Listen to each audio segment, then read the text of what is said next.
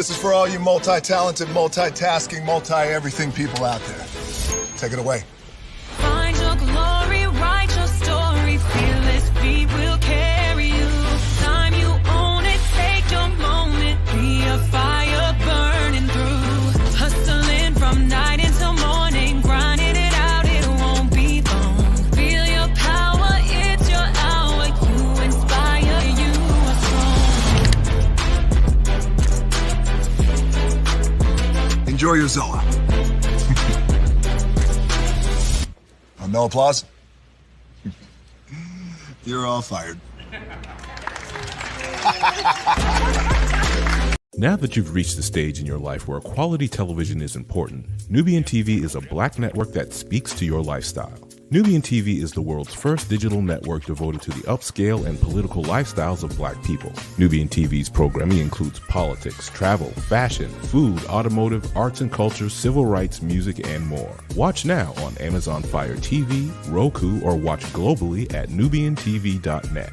Nubian TV, it's what you want to watch.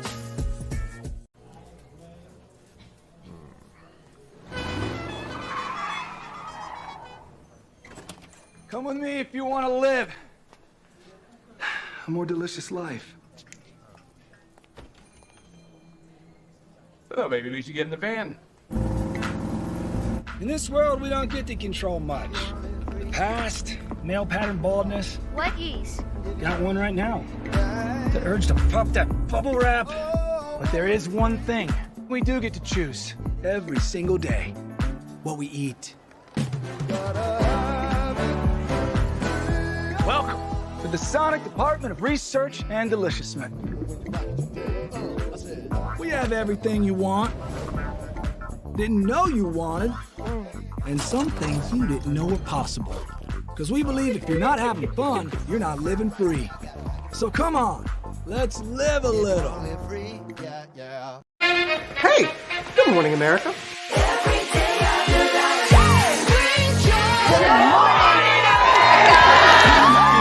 Good morning, America. Good morning, America. Good morning, America.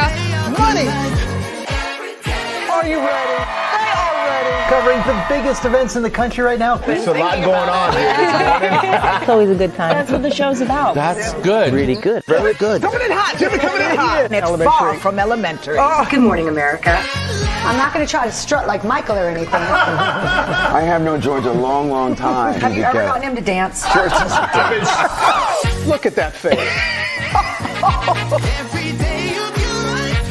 You don't just see it, you feel it. I'm in. I'm in. I'm in too. I'll be here. I am here and so happy. I'm in. I'm in too.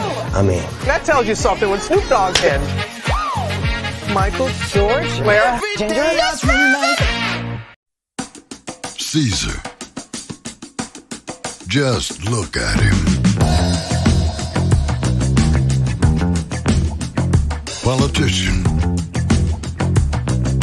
General. Author. Ruler. Man.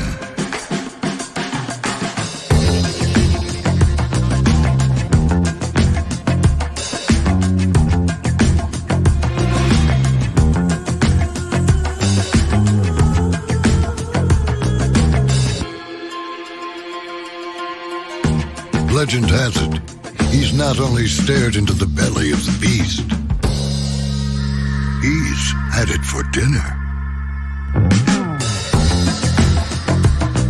Here he's free to relax, or party, or relax, or party, or relax, and party. His is a world of opulence, excess, and the occasional impulse buy. Not one to rest on his laurels, he's famous for ushering in a new age of entertainment. So, for anyone seeking a place where the sun never sets on a good time, all this awaits. I am Caesar, and I approve this palace.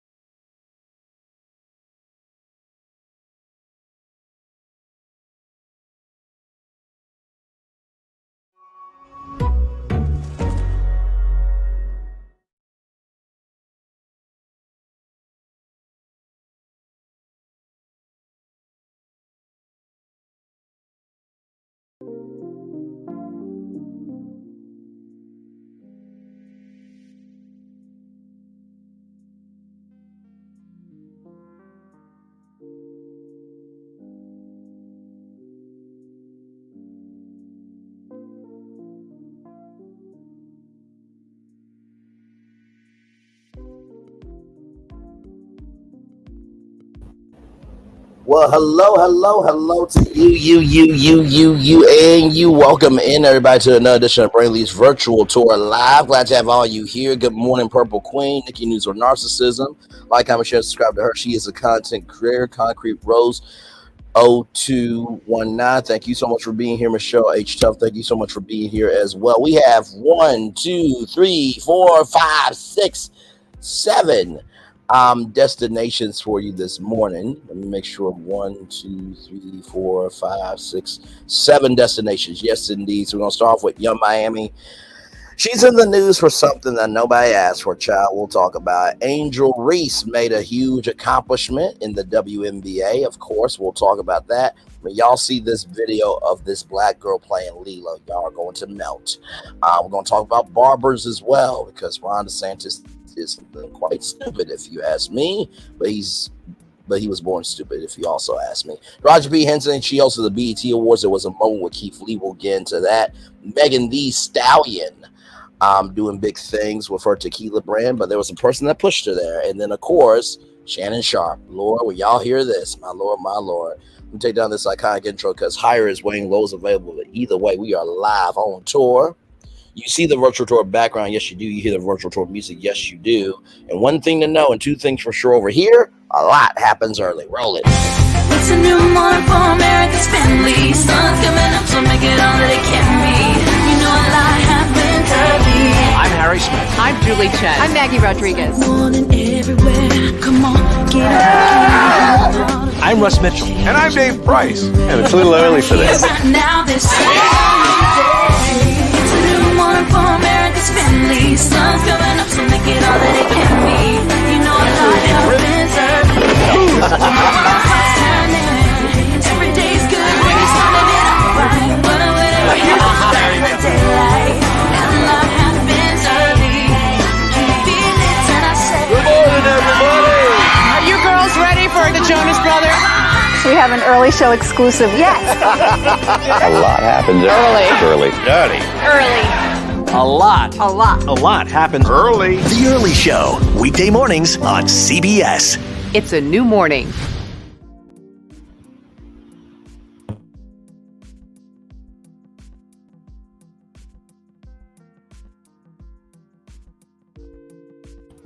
And with that being said, to Julie Chen Moonves, it is a new morning. And to Russ Mitchell, Harry Smith, Dave Price, Maggie Rodriguez, a lot does happen early.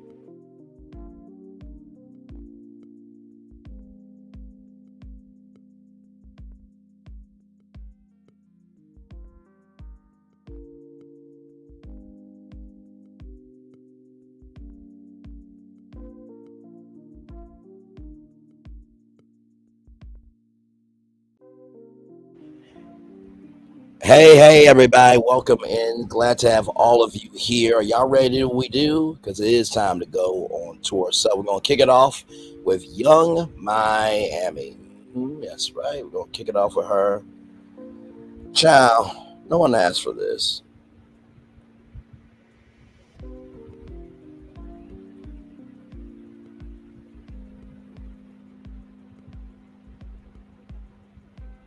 No. You don't want any junk mail for sure, because that can definitely clog up the inbox for sure. So yes, so here it is, y'all. The Jasmine brand comeback season. Young Miami confirms Carisha Please will return very, very soon. Here we go, y'all. Are we going to get more talk show? Yes, very soon. What do you make of the reaction? Everyone's like, Carisha's so good at interviewing people. She gets the bites. She gets the moment. I just love talking to people. I love, bouncing off of people's energy, and I just love communicating. Yeah. Are we going to get... Did anybody ask for this? Did anybody ask for this? Hey, lady, be good to see you, beautiful. You might be able to get it free from the fire department, because they do have those out for free, I do think. But child, did anybody ask for this at all? You really good at interviewing. You get the bites. Child, let Young Miami do what I do for a week, and let's see how she holds out. Child, please. She got a nice set. She is blessed to know someone who knows people to help her get guests. She's another person that exists. What the hell? What does she actually do for the culture besides exist? She's a Black Kim K. She exists and gets a paycheck. E.T. was at the BET red carpet. I cannot. By the way, it was a blue carpet. That was funny.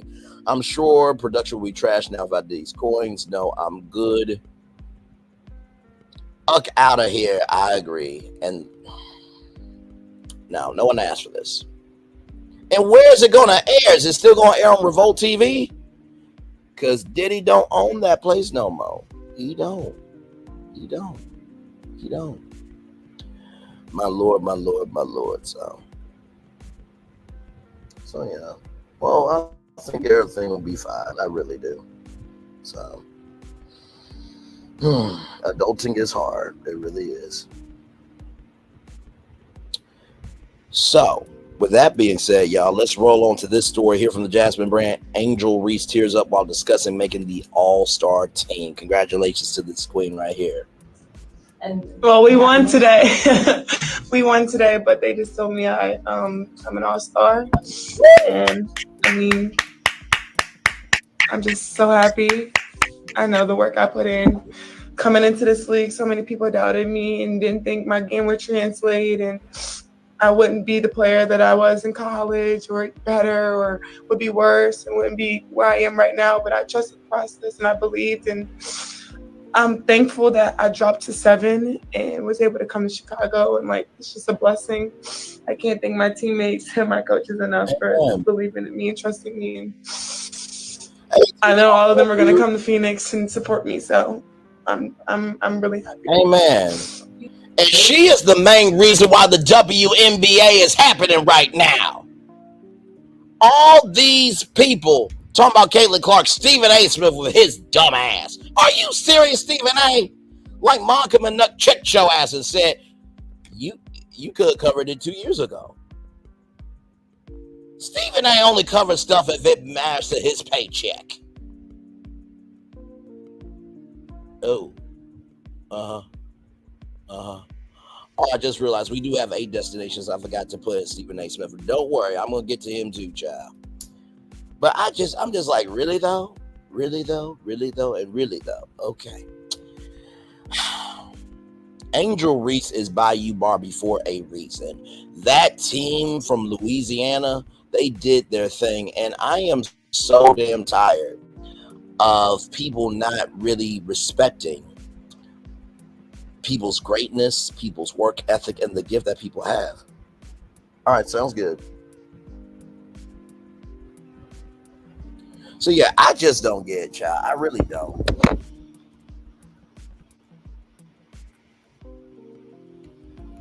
There we go. Hey man, why is it not letting me do it? Oh, I can't do it. Okay, I can't do it while live. That's fine. We'll get to him. Like, seriously, I just don't get it.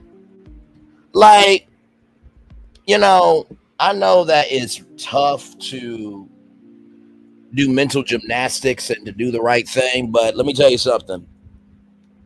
Just like some men say women shouldn't be able to talk about men's sports, guess what, Stephen A? You need to respect the WNBA. Because guess what? If Gianna Bryant was here, Gianna Bryant and Angel Reese would be flaming the WNBA right now. The only reason why you're talking about this, bruh, is because there's a black woman in it. That's the only reason why. That's the only reason, bruh. Did you not forget your own history? You tried to talk about Savannah James and Asha Curry. You were associating yourself with a racist of that black sheriff who supports 45. You try to dip into politics and everything else. Bro, nobody asked for you to speak for us. You said Will Smith got to have a conversation with all of us, including you, about the slap. Who the fuck are you? Go do it, Bad Boys. You fucking brick. If you wonder why I'm calling him Brick, that's his name in General Hospital. Brick. That's his name. The most creative name that they could think of for him was Brick. You want to be an actor. You want to be a talk show host. You want to be a game show host. Don't talk about it. Be about it.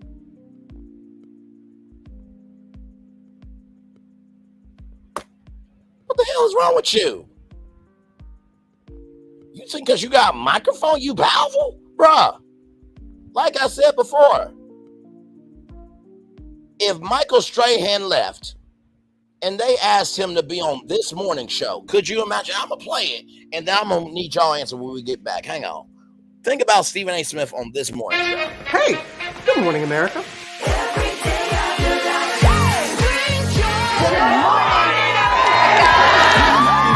Good morning, America. Good morning, America. Good morning, America. Money. Are you ready? They are ready. Covering the biggest events in the country right now. There's a lot going on here this morning. It's always a good time. That's what the show's about. That's good. Really good. Very good. Coming in hot, Jimmy, coming in hot. It's far from elementary. Good morning, America. I'm not going to try to strut like Michael or anything. I have known George a long, long time. Have you ever gotten him to dance? Look at that face. You don't just see it, you feel it. I'm in. I'm in. I'm in too. I'll be here. I am here and so happy. I'm in. I'm in too. I'm in. That tells you something when Snoop Dogg's in. Michael, George, where? Ginger. Now, one of y'all tell me, could Stephen A. fit into Good Morning America? Michael Strahan left and they called him. I'll wait.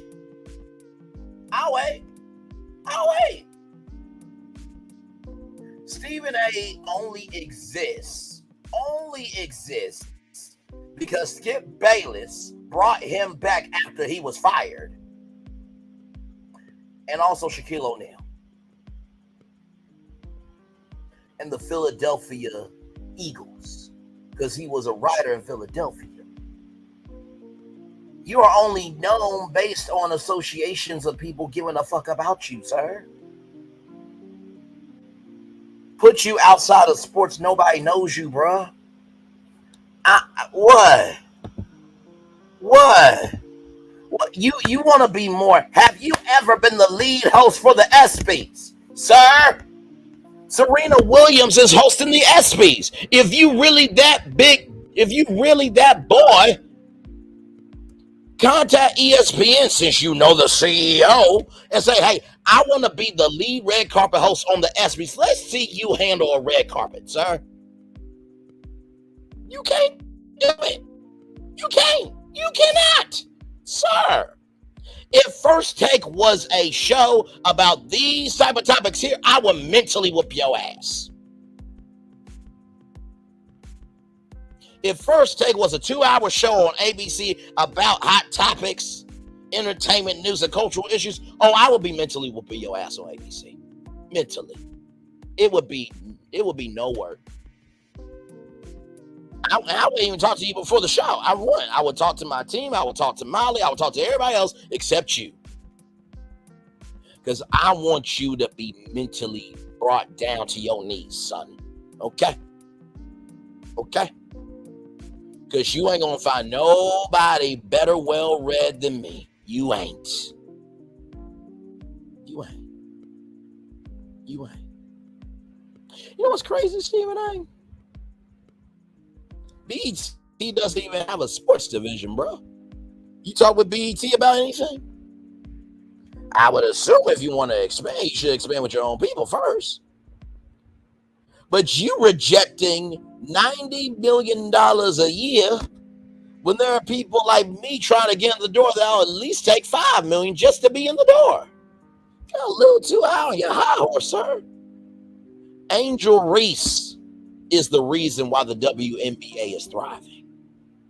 She's the reason why everybody is investing in this franchise. And not to mention, too, Angel Reese had a whole resume before you ever mentioned her out of your mouth, bro.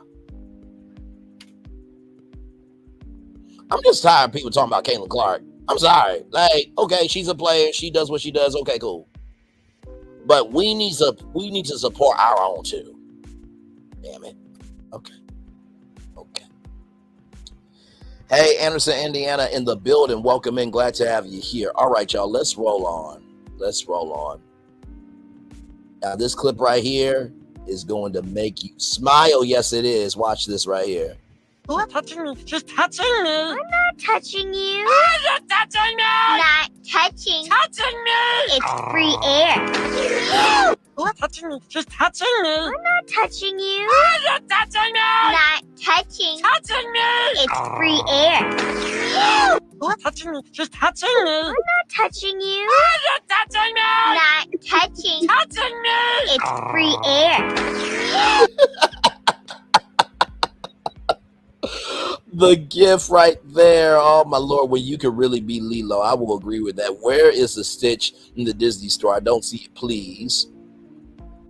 Finally, a child that is a child. I'm cracking up. All cuteness overload, gorgeous and funny. God truly has favorites. That part right there. Bro, we need a black Lilo.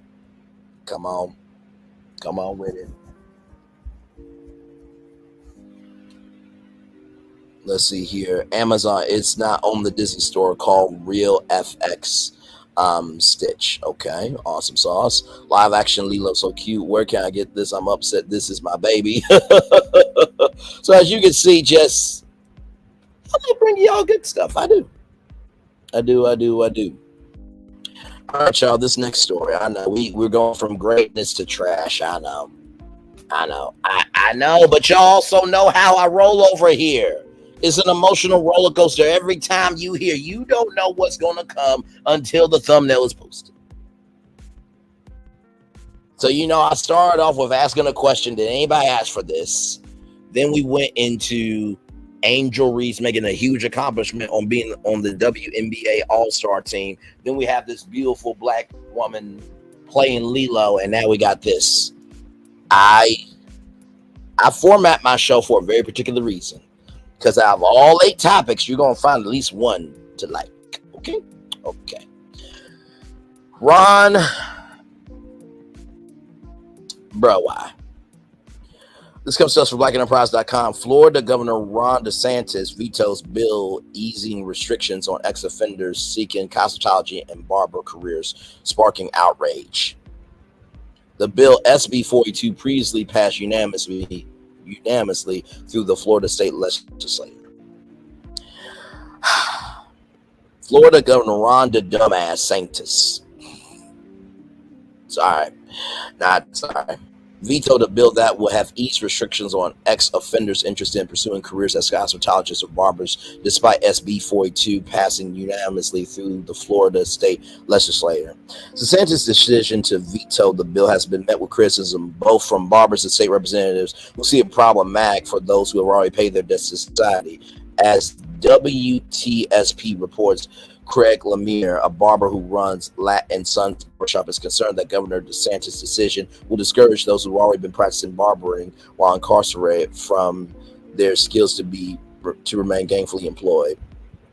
For you to discourage someone for something I have paid my debt for, where's the encouragement? Lemire told the outlet. Lemire continued, it hurts because where's my retirement? I will have to get young blood in here, young guys in here to take over the craft, to take over the shop. But if they're being denied because of a mistake they made, I'm also being punished. Do I go back to what put me in jail? Governor, what's my option now? Lemire also told WTSP that cosmetology and barber school programs can cost as much as $25,000, representing a significant financial burn for someone recently released from prison. The new version of the bill will have cut the period of time allowed for review of criminal history from 5 years down to 3. It also maintained the requirement that violent offenders or sex offenders would not be eligible to become barbers or cosmetologists. Representative Kevin Chamberlain told WTSP that he sees it as the responsibility of the state legislature to preserve the ability of the formerly incarcerated to contribute to society when they are released. It's our responsibility to make sure that when I come back, that they have the best pathway to productive career or productive careers to take care of their families. Now, Ron DeSantis, I want you to know something, bro, real quick. You do realize doing this is only going to bring you more hell, right? Because you already lost $1.3 billion from Disney. That's right. We covered that on Virtual Tour Live.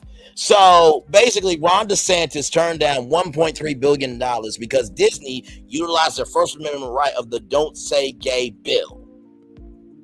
So because of that, he took away the Reedy Creek District, which was there for years. And the Reedy Creek District pays for police, fire department, medics. So that way, Florida doesn't have to fit the bill. So he took that away, not realizing Florida now has to pay the bill of Disney. And then gave Universal Orlando Resort their own special district. On top of that, his wife got married at Disney World. And there was a black fraternity that pulled out their convention of about $1 million that could have went there, right? But this is about somebody who has paid their debt to society. And you do realize every family is broken in some shape, form, or fashion, right? What if you have somebody who got a charge, right? In your family, they tried to be a barber or a cosmetologist. You do realize this law goes to your family too, right? But okay, though. You're such a dumbass. Dude, roll it. Well, starting Monday, well over 100 laws will take effect in Florida. One that did not make the cut would have relaxed some restrictions on applying for barber or cosmetology licenses for people who have been previously convicted of crimes. Governor Ron DeSantis vetoed that bill, and 10 Tampa Bay's Angelicia Bruton spoke to a local barber who says the governor's decision will have a negative impact on the industry.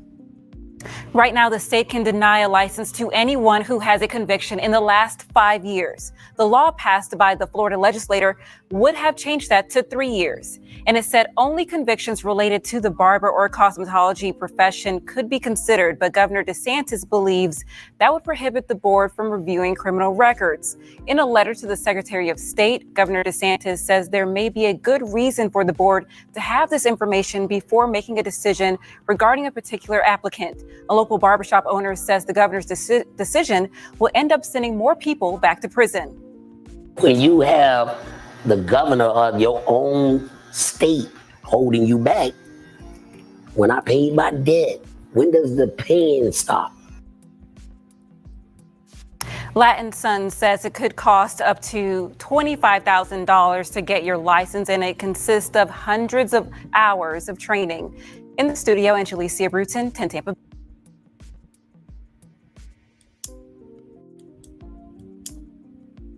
The governor is stupid. To the wife, I don't know how you laid down on your back to procreate with that piece of shit. I'm sorry. I don't want to hear it from no damn body. Braylon, that's his wife. I don't give a damn. Do you not realize that your husband is committing just social crimes for no reason because he's on a power trip? That's the person you married to. No. The kids have to deal with this dumbass daddy who can't recognize that the world's bigger than him.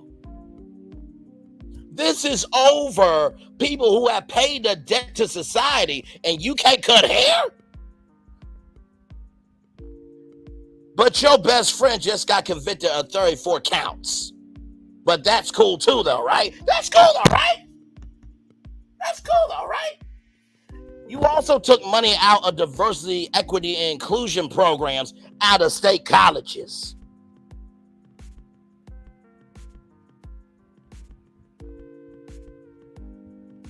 The only reason why that happened was because the Supreme Court did a dumbass decision about affirmative action.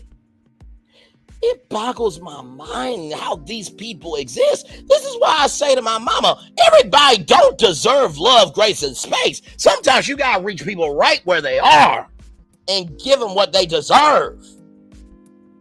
Now, everybody deserves agape love. Ron the dumbass sanctus. Don't make no damn sense. And then Sassy yesterday saying, I have agape love for Tisha and Wanda. Hell no! People don't deserve agape love when they don't give agape love. I'm sorry. And I still love Sassy. That will always be the home girl. That ain't never gonna change.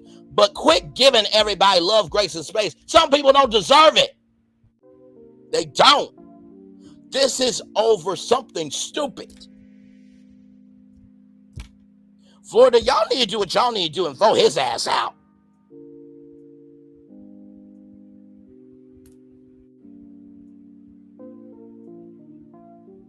Because that's ridiculous. That's absolutely ridiculous.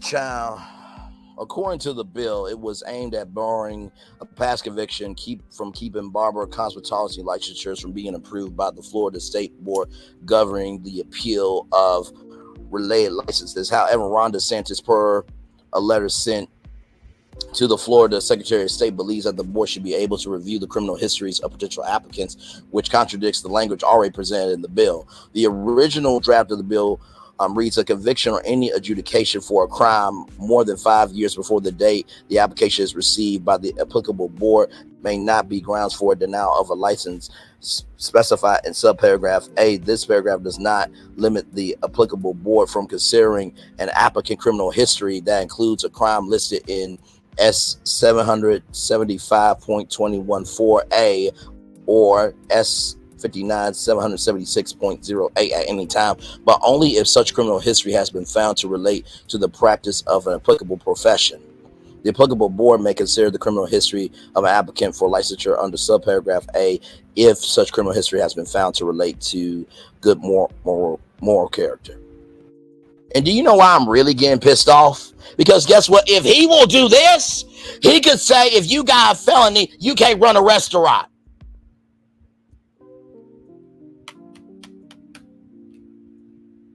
If you have a felony, you can't do a mechanic workshop to fix cars. If you got a felony, you can't teach. You can't be a professor. Do y'all see where this could go? That's why I'm getting pissed. This was over a hair. If you got a felony, you can't be a doctor. Really? So let me ask you this, right? Ron DeSantis, this is the bill that you gave law to, right? So if you have a felony, you can't cut hair. But you can associate yourself with somebody that's been convicted on 34 counts, though. And that person can still run for president?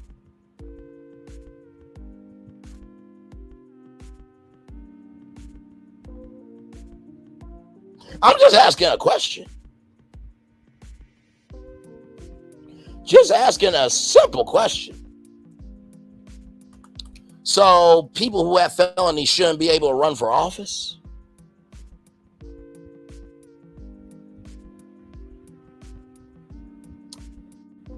It's interesting because it's just like, you don't really, anybody who's a U.S. citizen can run for office. You do realize that, right? Okay. But you want to cut off people who have actually evolved and try to be better because you're a fucking racist. Okay, that's cool. That's cool. That's cool.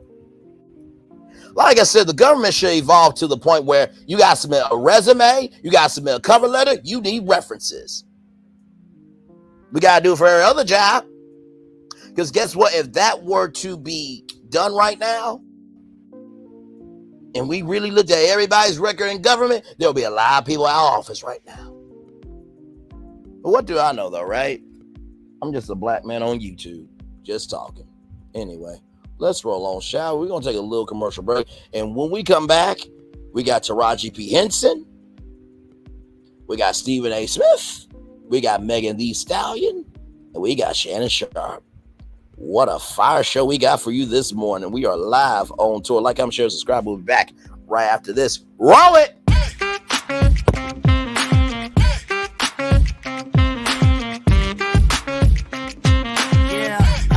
Yeah, we hustle all day. Yeah, we're working, let me play. You know me. Work real hard, now we're ready, let's play. Hey, hustle up, yeah. Ready, set, let's go, yeah. Hustle up, yeah. Ready, reset. Let's go. Turn it up, turn it up, turn it up, turn it up a little louder. Now get low, get low, get low, get low. Come on, yeah, drop it to the floor. Turn it up, turn it up, turn it up, turn it up a little louder. Now get low, get low, get low, get low. Come on, yeah, drop it to the floor. Turn it up, turn it up, turn it up, turn it up a little louder. Now get low, get low, get low, get low. Come on, yeah, drop it to the floor. Turn it up, turn it up, turn it up, turn it up a little louder. Now get low, get low, get low, get low. Come on, yeah, drop it to the floor. Turn it up, turn it up, turn it up, turn it up, turn it up a little louder. For Ramirez, Wingstop's triple meal deal. 6 classics, 6 boneless, and 2 tenders with 2 dips and a large fry for just $17.99. Get yours delivered today at Wingstop, where flavor gets its wings. Are we really doing this? Doing what? Getting back together. And here we are. Did you miss us?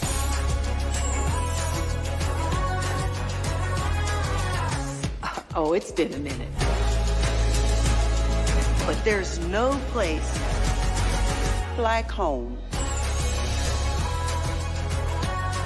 You've never seen a homecoming like this.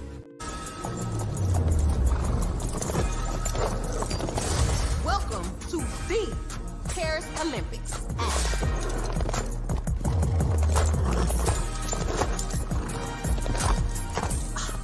Look at my hot girl. Bonjour. And that is the Olympics hot girl style. So it's a winged, fire-breathing, talking horse. No. Okay. That is the Olympics. Olympics? Olympics. What are they not getting about this? Right? Welcome to Copeland's.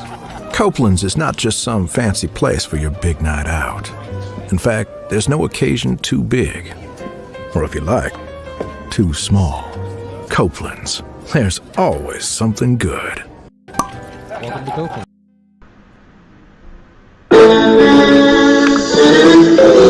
Sweet morning dew, one look at you, and it was plain to see you were my best value. I come from nothing. Our fun is your fun. Welcome to the celebration.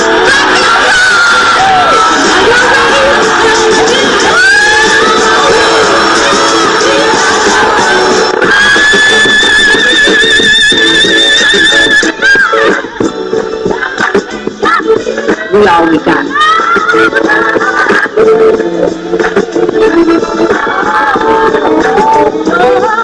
I'll see that.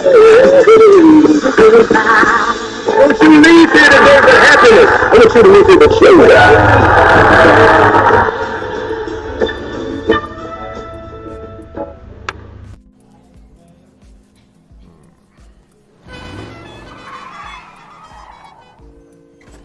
Come with me if you want to live a more delicious life.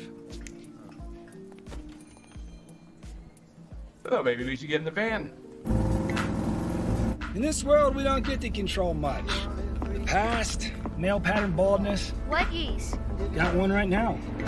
The urge to puff that bubble wrap. But there is one thing we do get to choose every single day: what we eat. Welcome to the Sonic Department of Research and Deliciousment. We have everything you want, didn't know you wanted, and some things you didn't know were possible. Because we believe if you're not having fun, you're not living free. So come on, let's live a little. Hey, good morning, America.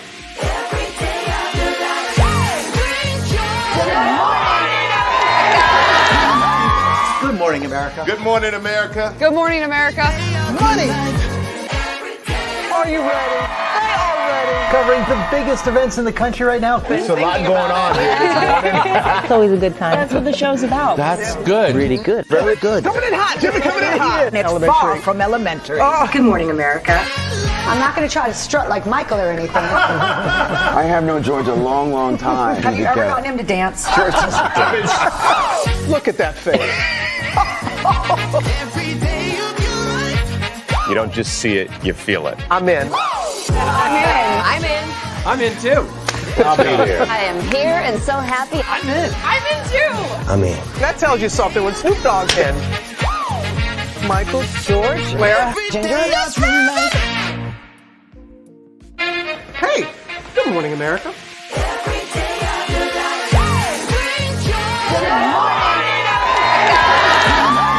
Good morning, America. Good morning, America. Good morning, America. Money. Are you ready? They are ready. Covering the biggest events in the country right now. There's a lot going on here this morning. It's always a good time. That's what the show's about. That's good. Really good. Very good. Coming in hot, Jimmy, coming in hot. It's far from elementary. Good morning, America. I'm not going to try to strut like Michael or anything. I have known George a long, long time. Have you ever gotten him to dance? Look at that face. You don't just see it, you feel it. I'm in. I'm in. I'm in too. I'll be there. I am here and so happy. I'm in. I'm in too. I'm in. That tells you something when Snoop Dogg's in. Michael, George, Lara, Ginger.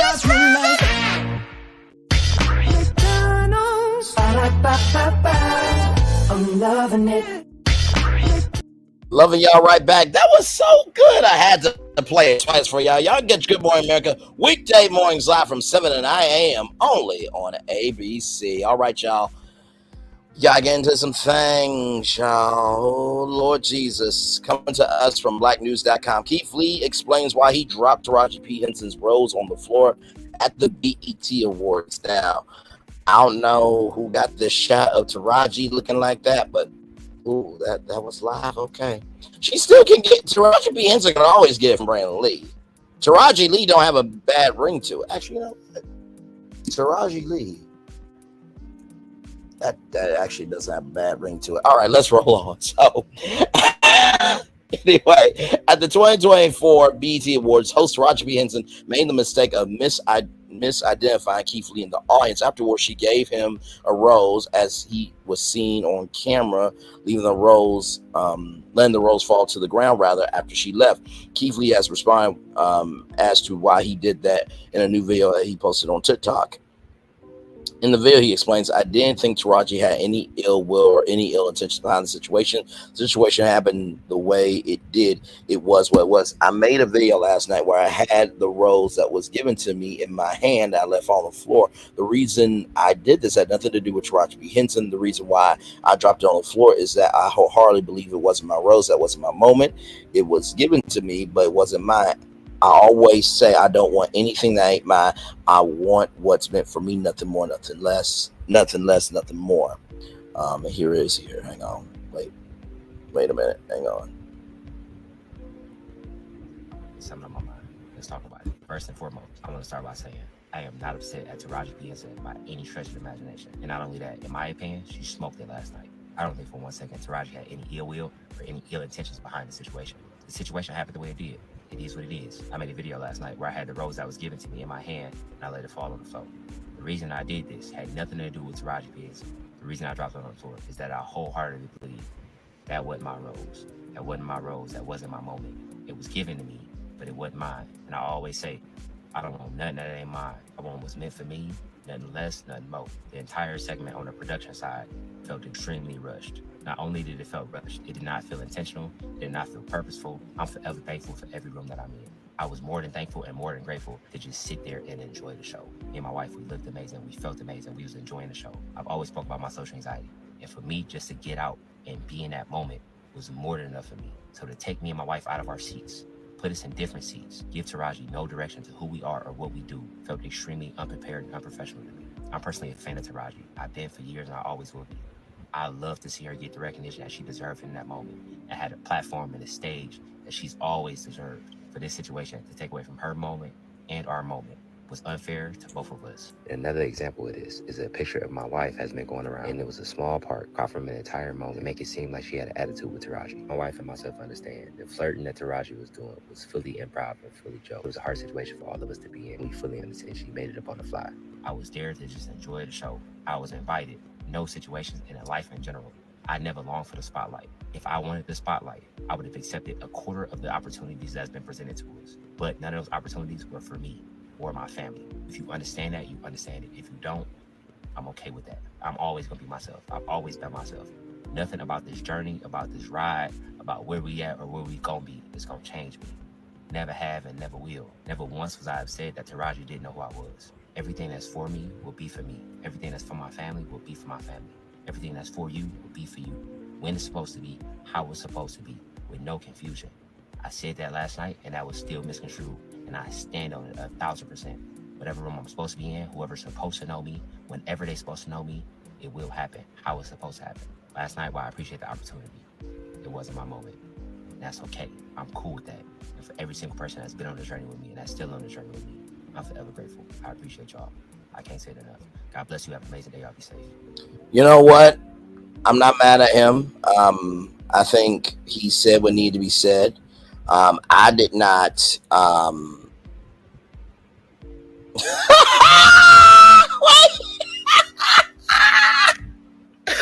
minute! Please invite me to the nuptials. I love her.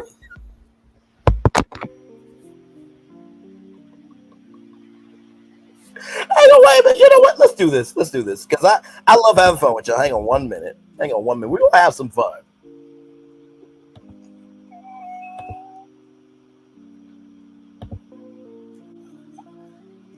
I love you. Hang on 1 second.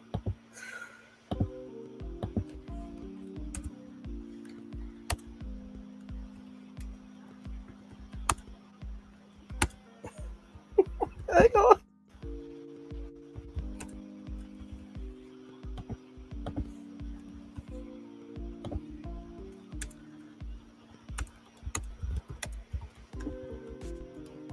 Hang on, y'all.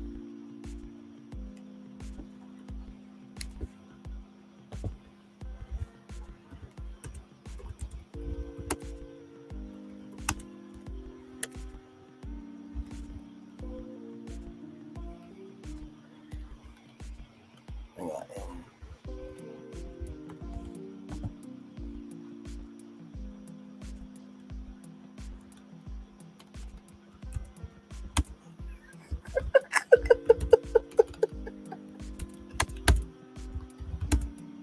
All right, y'all. So, oh my God, I am so messy. Here it is, here, y'all. So we here for Taraji Lee, yes. So where's my invite, Bray? I love you, but Neff, a good vibe is a good vibe. We'll let the poll do what it needs to do. Let's see here. Love you, Nikki Deuce, for that. That was awesome. I'm sorry. I'm a middle-aged black one from the South. I felt like dropping the rose was in poor taste. Okay, so I'm gonna be real with you. I did not watch the BET Awards. Okay, from what I read, gathered, came to the conclusion of it was a giving people their flowers, right? And apparently Taraji P. Henson flirted with Keith Lee or flirted with somebody else that might have been Keith Lee. Something happened. Something, the Kool-Aid wasn't sweet that night. And so whatever it is, it's only going to be temporary. I don't think Taraji P. Henson has a mean bone in her body unless you cross her and what she loves. Just being honest, you know what I mean? And what Keith Lee said was a very powerful statement. What is meant for you is what's meant for you. That's why, with this channel, I'm not worried. I'm really not. Like, I know we're growing at a different rate than other people, but we're also growing. The people who need to know you will get to know you at that time. Honestly, tell you the truth, when Microsoft did that show with Keith Lee, I feel like that could be the black bar rescue with Keith Lee. And I could be the social media person with Keith Lee. I believe that could be a show. But it's not time yet for that show. And there is a lot of social anxiety. Like, y'all, I didn't realize how much I had social anxiety until I went to the Janet Jackson concert. I did not realize it. Like, I want to be in front of that many people, but to be in that many people, oh my Lord. So I totally get them. And also too, we don't really get to see men like that in that condition ever. So for him to say all of that, be so articulate, so wise, and so strong, proud of him for that. Proud of him for that. And like he said, what is meant for me is meant for me. If I really was about the fame, I would took a quarter of the opportunities, but they weren't meant for me. That is purpose, okay? Shout out to Keith Lee on that. Let me see if there's any more of the story here. Right here. Basically, he went on to say the entire segment on the production side felt extremely rushed. Not only did it feel rushed, it did not feel intentional, did not feel purposeful. I'm forever thankful for every room that I'm in. I was more than thankful. I was more than grateful just to sit there and enjoy the show. Me and my wife looked amazing. We felt amazing. We were enjoying the show. He added, I've always spoken about my social anxiety, and for me just to get out and be in that moment was more than enough for me.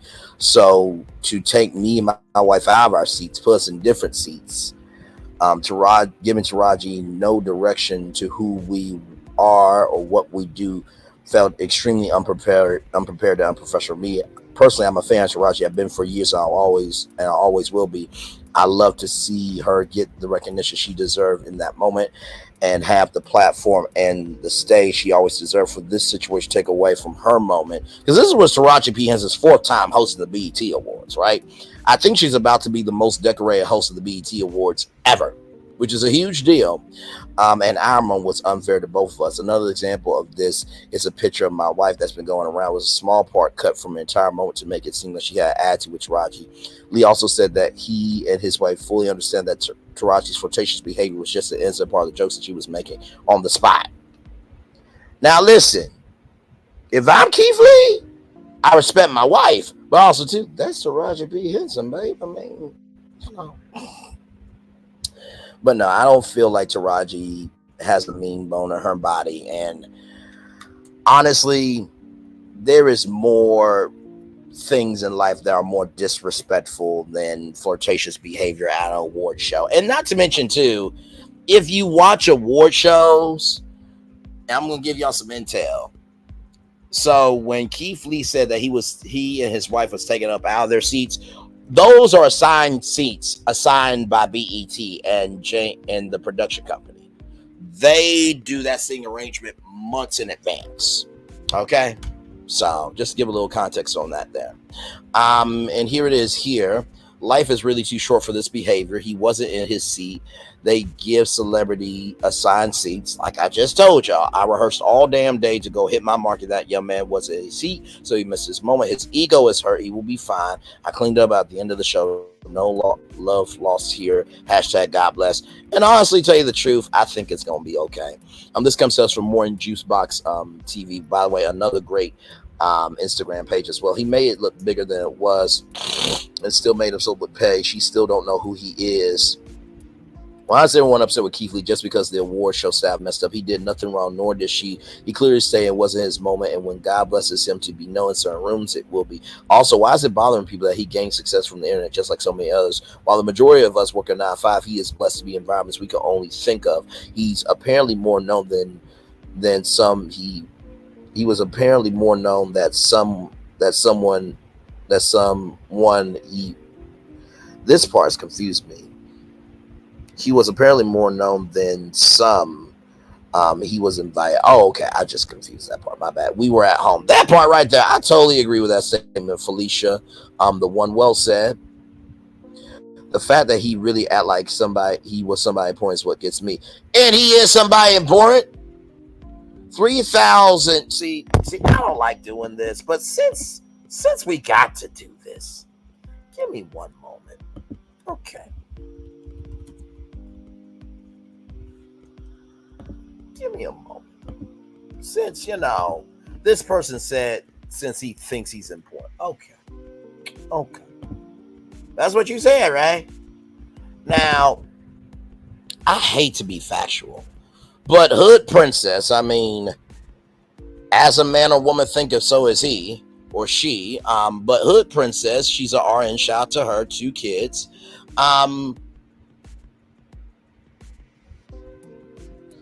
This is where you were. This is where you was, rather. Okay, this is where you was. Okay, and Keith Lee. Okay, since you want to talk about where people are. Okay, since you want to talk about where people are. Okay, you were at Zeus. He was at the BET Awards. He was featured on Entertainment Tonight's website. Meanwhile, you were here. I'm just saying.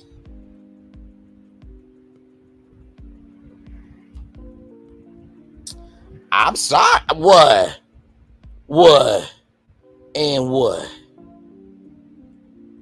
And here's his wife right here. There's his wife right there. Looking beautiful right there. Yes, indeed. She's looking beautiful. Now, I am not shaming this said individual who opened up her mouth. But honestly, too, like, if you're going to talk about somebody, make sure you got your ass together before somebody drags you out. Look at this. You were here. They were there. What the hell? And by the way, y'all, follow count. Now, remember the comment, okay? It's the fact that he act like he's somebody important. What gets me?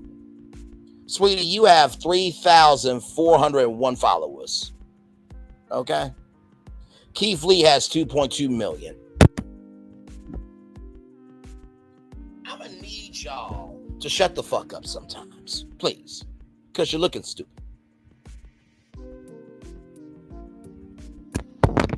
He has 2.2 million followers compared to your 3,401 followers.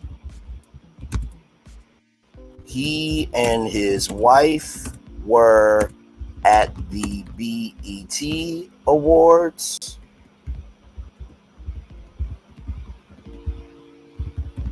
You were at a Zeus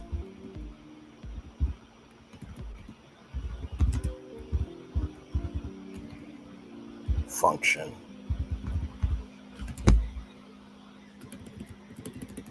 Because no, we're not going to do that. Oh, no. No, you think you're going to open up your mouth and say that? Okay. Function.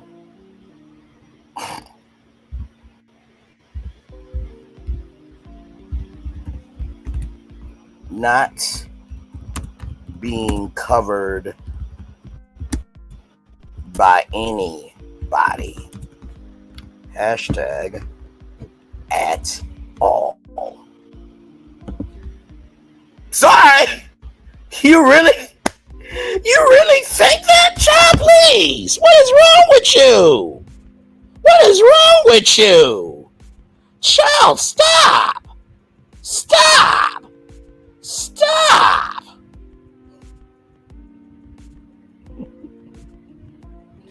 Right here, you people know him as a food critic. Others know this man from being a very hardworking and talented MMA fighter, such as myself. People keep turning this thing sideways. The guy had no problem, because if he did, who and what could have stopped him from showing? None of those old ass antiques in them chairs laughing for the camera. He's always been a fan of MS Cookie. There's been a freaking live of him 5 years ago saying those same words, how he want to meet her, how fast. Now fast forward and see it from his perspective. A little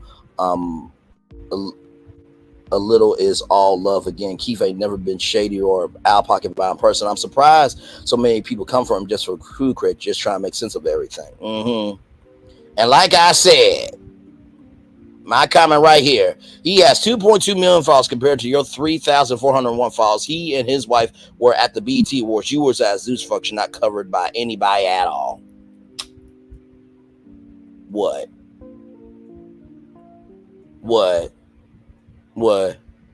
And what? Seriously, like, I'm sorry.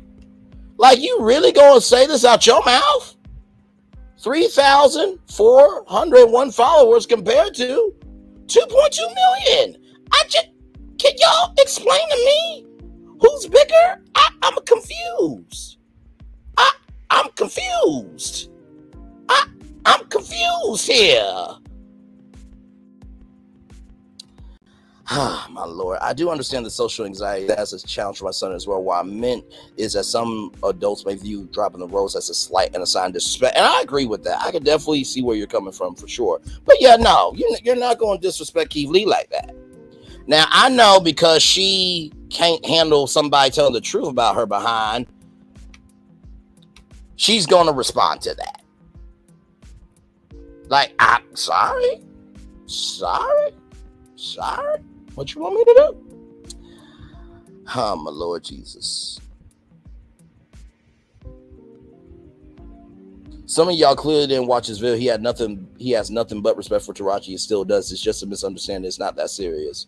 Meanwhile, there in DC, deciding the president gets full immunity, and we're giving the BET Awards more attention. Come on. I ain't never lied. Let's roll on.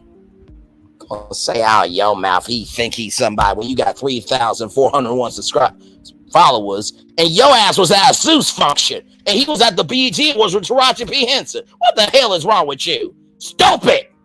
Some women are stupid. Some men are stupid. Or I'm equal opportunity. Okay? Okay. Let's roll on. Okay. This comes to us from the U.S. Sun, okay? This isn't exclusive now. This is all alleged. They want our First Take crew considering quitting as Stephen A. Smith push for $7 million more a year leaves tension at all-time high. Stephen A. Smith's wage demands has seen tensions on First Take soar to all-time high. Sources have told the U.S. Sun. Two production team members have given insight to the problems caused by Smith pushing for a new record ESPN contract and the behavior of fellow co-host Shannon Sharpe. Ooh, Lord Jesus Christ, here we go.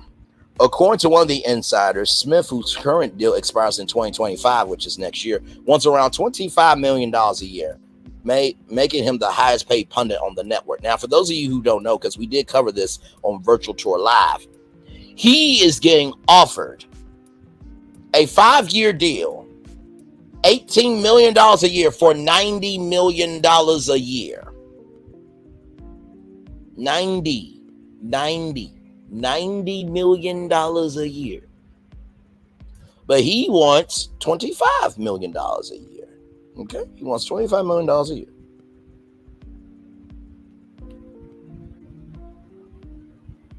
So $25 million a year times 5. He wants $125 million a year. Okay? That's what he wants. Okay? But you do 18 million times 5.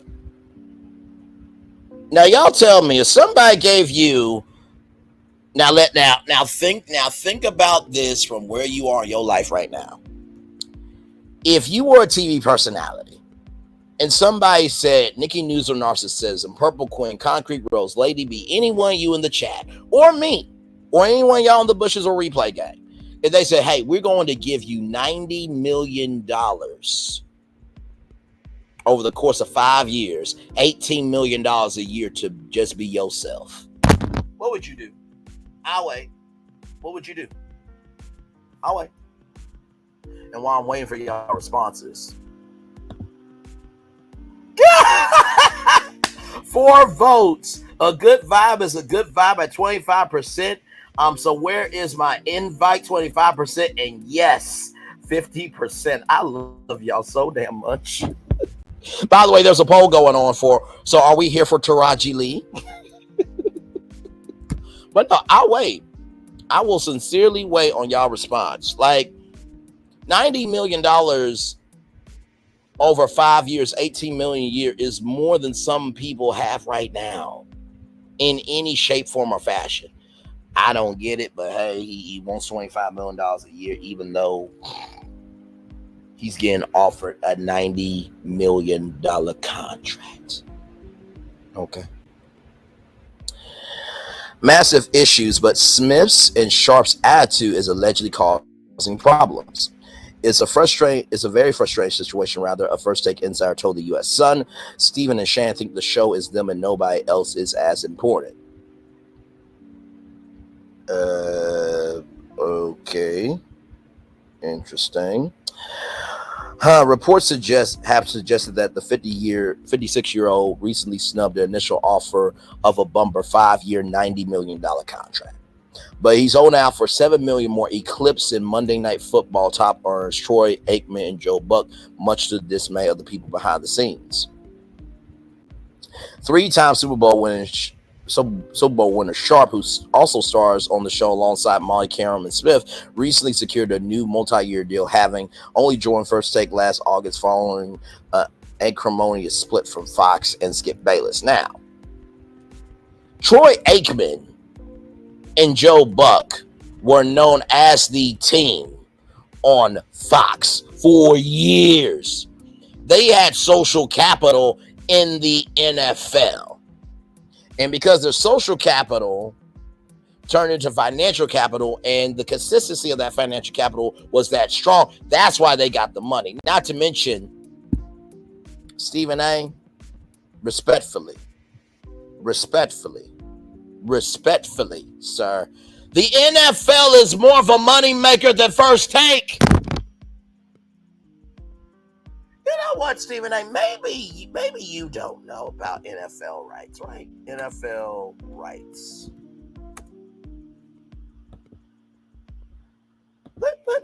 Let's see here, because maybe you don't know. I mean, you in the sports world, right? So you should know, right? Okay. Because maybe you don't know.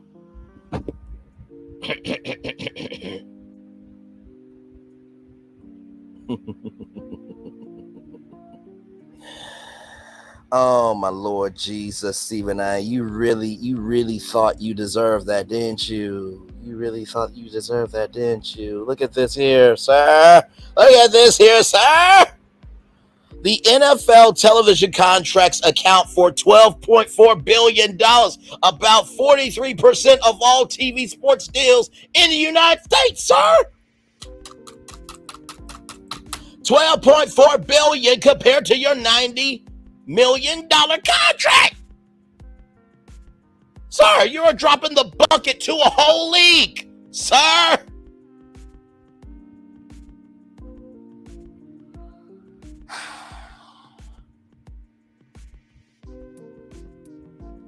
I can't do it. What?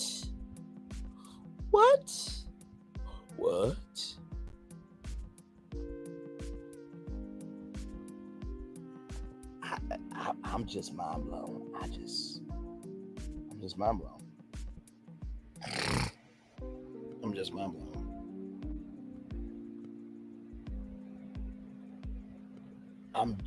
I'm mentally blown right now. Right here, just in case you did not know, good sir, look at this. ESPN has an existing $2.6 billion rights deal with the NFL, which includes the Monday Night Football package. That's why, sir, $2.6 billion rights deal. Those rights are bigger than your existence on ESPN.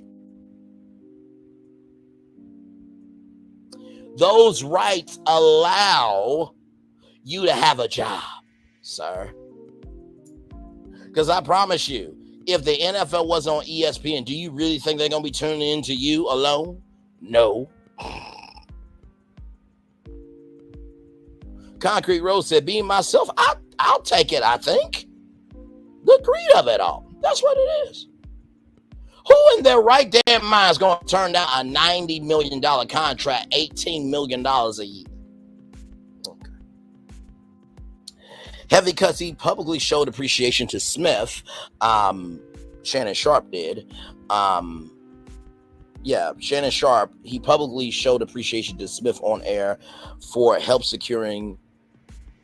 in securing a longer-term agreement, stressing, even if I had 1,000 tongues, I couldn't thank you enough for what you did for me when I was at my lowest. ESPN went through several rounds of layoffs in 2023 with established talents like Jalen Rose, Jeff Van Gundy, and Mark Jackson all leaving. Oh, right there, Shaquille O'Neal. Let's get into that right after this, shall we? They are afraid of rewarding their star performers, though. Pat Menefee reportedly bagged an $85 million 5-year deal to bring his hit show to the network last May.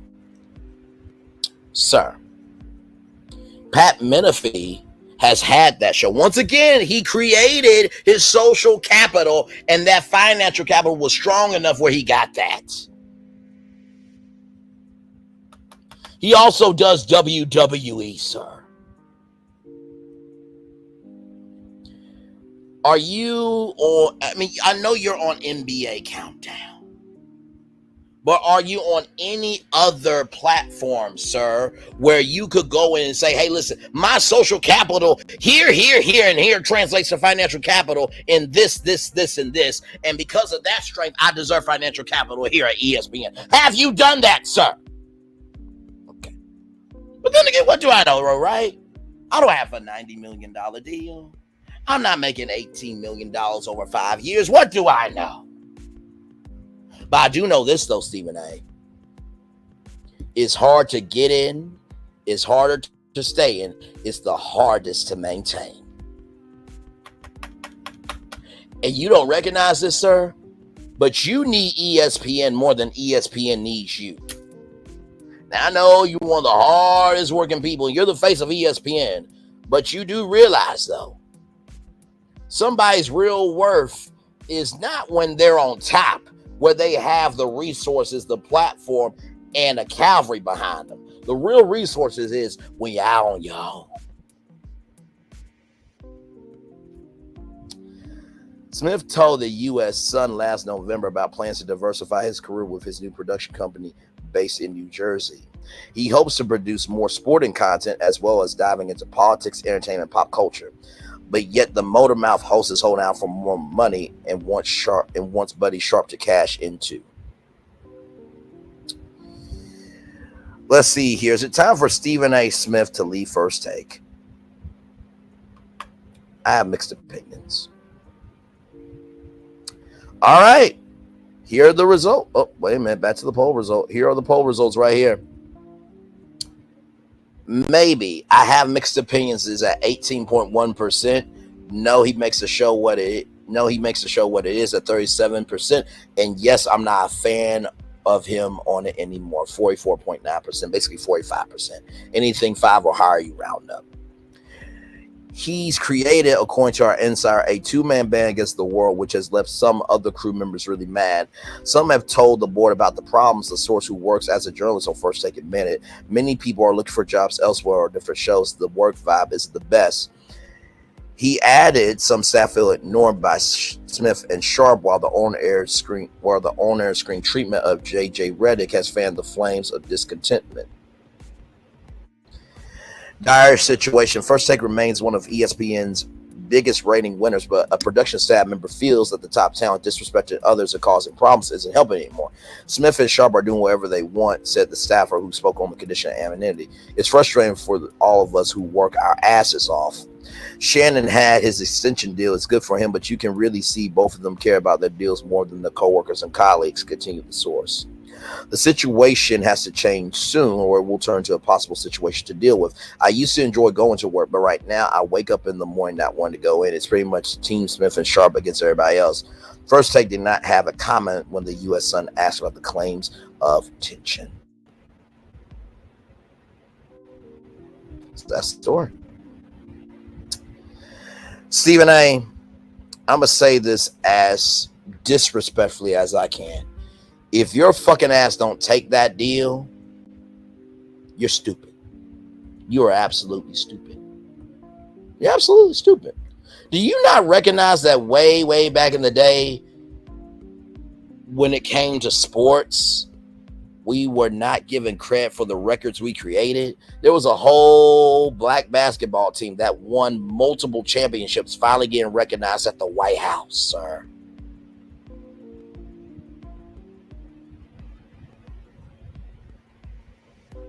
The Negro Leagues for baseball, they finally got their stats included into Major League Baseball. Sir, black people in sports have been disrespected for a very long time.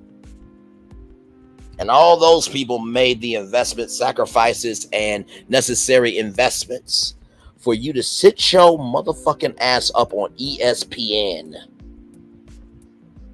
and reject a $90 million deal when people had to go through the back door on the Chitlin circuit to have a fucking career. Fuck you. You greedy. The backdoor Stephen A. The Chitlin circuit. Do you not realize how big it was for white people to bring black people on? There were some white people that were handled because they associated themselves with black people. Marilyn Monroe made a sacrifice by saying, if you don't put Ella on, I'm not coming to your club no more. There were people who could not perform Stephen A because of the color of their skin. And you got a chance to have a $90 million deal, $18 million over 5 years, and you don't want it? Sir, they will gladly take that money and distribute it all over ESPN, sir. Stop it. Stop it. Stop it.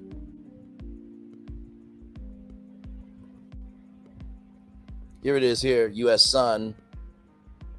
Shaquille O'Neal takes credit for media rise of Stephen A. Smith as for takes star targets $25 million contract.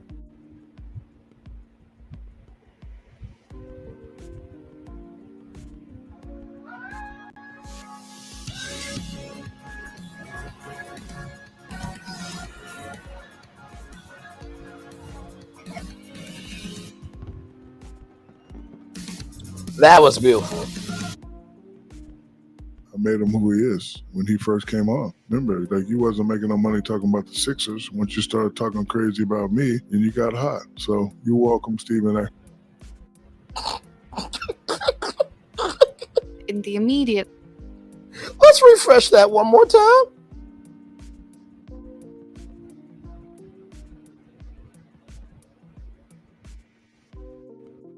What makes a carnival vacation fun? A little bit of everything for everyone. Like being this far above sea level and this deep in relaxation with your very own spot to admire the view and dozens of places to share a meal. Dishing up delicious food from some familiar faces. So no matter what you choose, no one does fun like Carnival.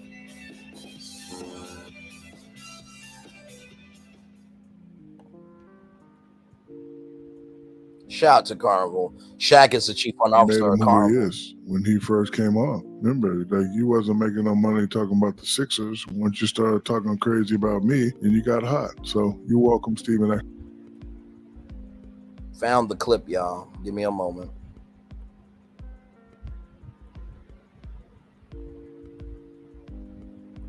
All right, here we go, y'all. By the way, shout out to Around Association. This is where the clip is coming from, y'all. Here we go.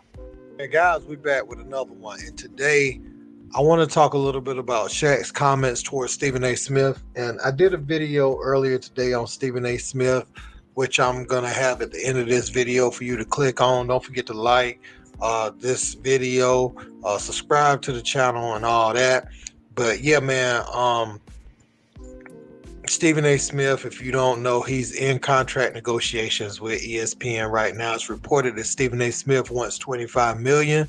He also looking to go in the like Jimmy Kimmel spot when Jimmy Kimmel retires. So Stephen A. is looking to do some other things, but he would stay with the network if they could meet his demands as far as his salary. You know, he wants to be the highest paid talent. He hasn't been secretive about that. And Shaq, you know, he has a take on Stephen A. Smith and why he's able to even try to command this type of money. And this is what Shaq said. There's a talk right now that your guy, Stephen A. Smith, was offered $18 million a year. And he said, no, not good enough. I want 25.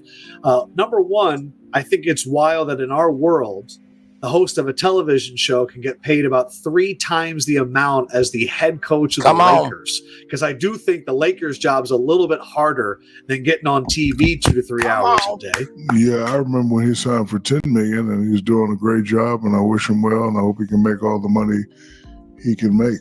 But he needs to thank me. You? Yeah. Why is that? I made him who he is. When did that happen?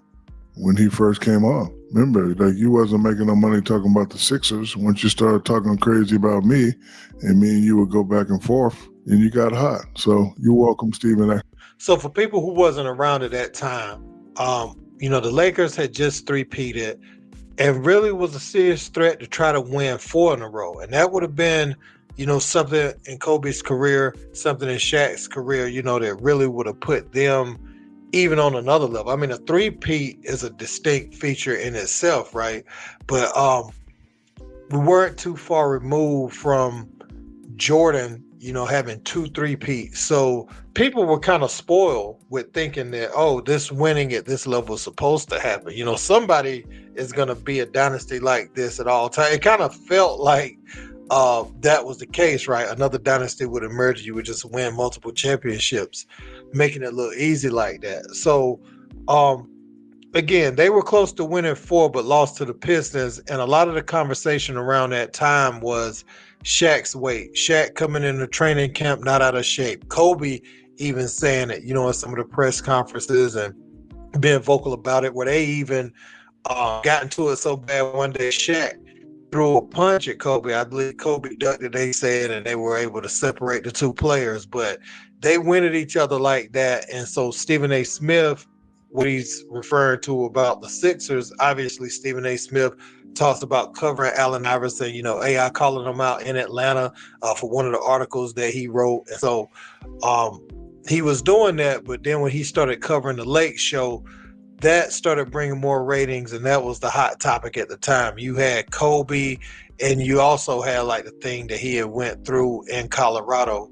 And also, you had Shaq, who was the larger-than-life personality. They had clashing personalities, but they were able to win very big, did something special together that neither one of them was able to duplicate without the other.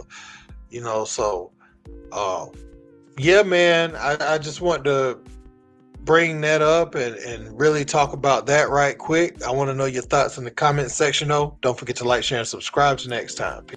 Thank you so much to Around the Association.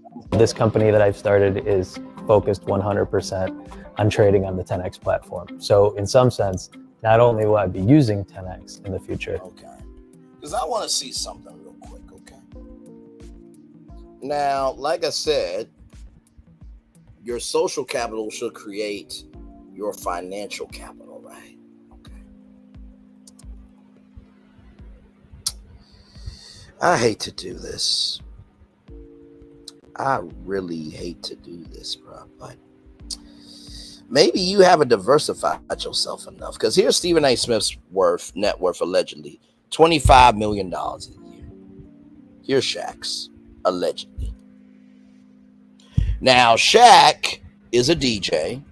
He's invested in a apartment complex, I think, with Queen Latifah. He does Papa John's. He's got Icy High. He did Buick. He's got Carnival. He's got Big Chicken. He's got Inside the NBA on TNT. He's got his shoe line, the Shaquille O'Neal shoe line. He's diversified himself, Stephen A. Maybe the reason why you ain't where you are is because you haven't done enough, bro. You think your sauce is good everywhere, but your sauce can only work on certain food. It can't work on every food. Like Louisiana hot sauce, you can put that on everything. Okay. I used to feel the same way about my job. I enjoyed it until they hired my old operation manager. They had fired for a former company to a new company, all in the same building. Don't nobody want to come. That part. Nikki News on narcissism. I'll see you all later. Have a Zooming start in a few minutes. All right. Love you. Cool. Love you, beautiful. We'll talk soon. So, Stephen A., I'm not saying that you can't beat nobody. I'm not saying that at all, bro. I mean, like I said, I will mentally whoop your ass in late night TV. You get Jimmy Kimmel to give both of us a week. You do a week in late night. I'll do a week in late night. I will whoop your ass. I will. But bruh, $90 million. And like that articulate white man said, the coaching job for the Lakers is a lot harder than going on TV for 2 to 3 hours a day. You make it $90 million to exist, give an opinion, and look good in a suit, bro. Take the $90 million. Shut the hell up talking. All right, y'all. We got more virtual tour live coming at you. So, Megan Thee Stallion. Right here. Megan Thee Stallion credits Beyonce for urging her to launch her own tequila brand and explains how she's being put in a position to be her own boss by Afrotech. Both Houston ladies right there. Look at that right there. That is Bronny James right there. Conversation with Beyonce inspired Megan Thee Stallion's latest business venture, launching a tequila brand. In April 2024, Megan Thee Stallion, the rapper born Megan Javon Ruth Pete, announced plans to launch her own tequila brand during Ad Week Social Media Week SMW. She will be a part of the 2.5 trillion, not million, not billion, trillion spirits industry, which reportedly reached 5.7 trillion by 2032 per Fortune Business Insights. During Ad Week's Social Media Week SMW, Megan Thee Stallion also revealed that she was working on bringing new music. I create things that I want to see. I don't create things for other people to like them, she said. Her essence, I create the music I want to hear. I go and do my own thing and stay true to me. In May 2024, the Savage rapper embarked on the Hot Girls Summer Arena Tour featuring Glorilla. During the tour's visit to Chicago, Illinois, Megan Thee Stallion gave fans the exclusive first taste of her tequila brand. Per a May 19th Instagram post, she has yet to reveal other details about the tequila brand. Well, listen, Megan, when this comes out, if you need a social media manager, I'm available. Okay, listen, because you should not be. Sorry, y'all. I can't play it because of copyright, but you see the tequila bottle there. Because Megan should not be holding that tequila bottle. I should be holding the tequila bottle. I'm just saying I should be pouring it in her mouth. She should be pouring the tequila bottle in my mouth. You know, I can help her experiment to make her tequila brand great. I'm available. I just got virtual tour live to do with y'all. That's all. Lord help. Advice from Beyonce. During an interview with Shannon Sharpe on Club Shay Shay, Megan Thee Stallion highlights Beyonce as inspiration behind her tequila brand's inception. In the past, she has endorsed other spirit brands, but Beyonce encouraged her to start her own. Beyonce is the person who actually inspired me to get my own tequila because I used to be the cognac queen, she explained on Club Shay Shay. I'm still the cognac queen, but as much as I used to enjoy cognac, and I promote a lot of people like tequila, like liquor brands. She was like, the next time I see you, you need to have your own. You need to have your own alcohol. And I was like, you know what? You right, queen. I am going to have my own ish. So now I have my own tequila. I've been serving it throughout my tour. Everybody's loving it. So I feel like they definitely put me in position to learn how to be my own boss. And that's what's up. And there's the episode right there. Now, speaking of Shannon Sharpe. Well, before I move on from that, congratulations to Megan Thee Stallion. Now, I'm still waiting on what she's going to do with her Netflix first look deal. Oh, y'all didn't know about that?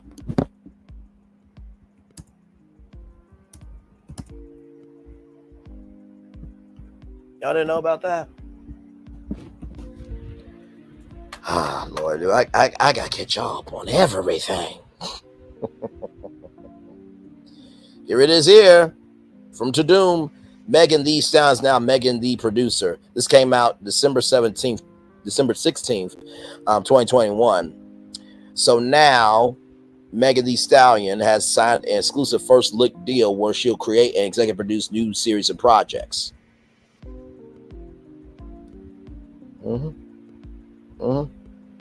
Yeah. So to me, I think Megan is about to start the rise of her career. She just needs the right people. Like I said, I'm available because honestly, let me tell you something.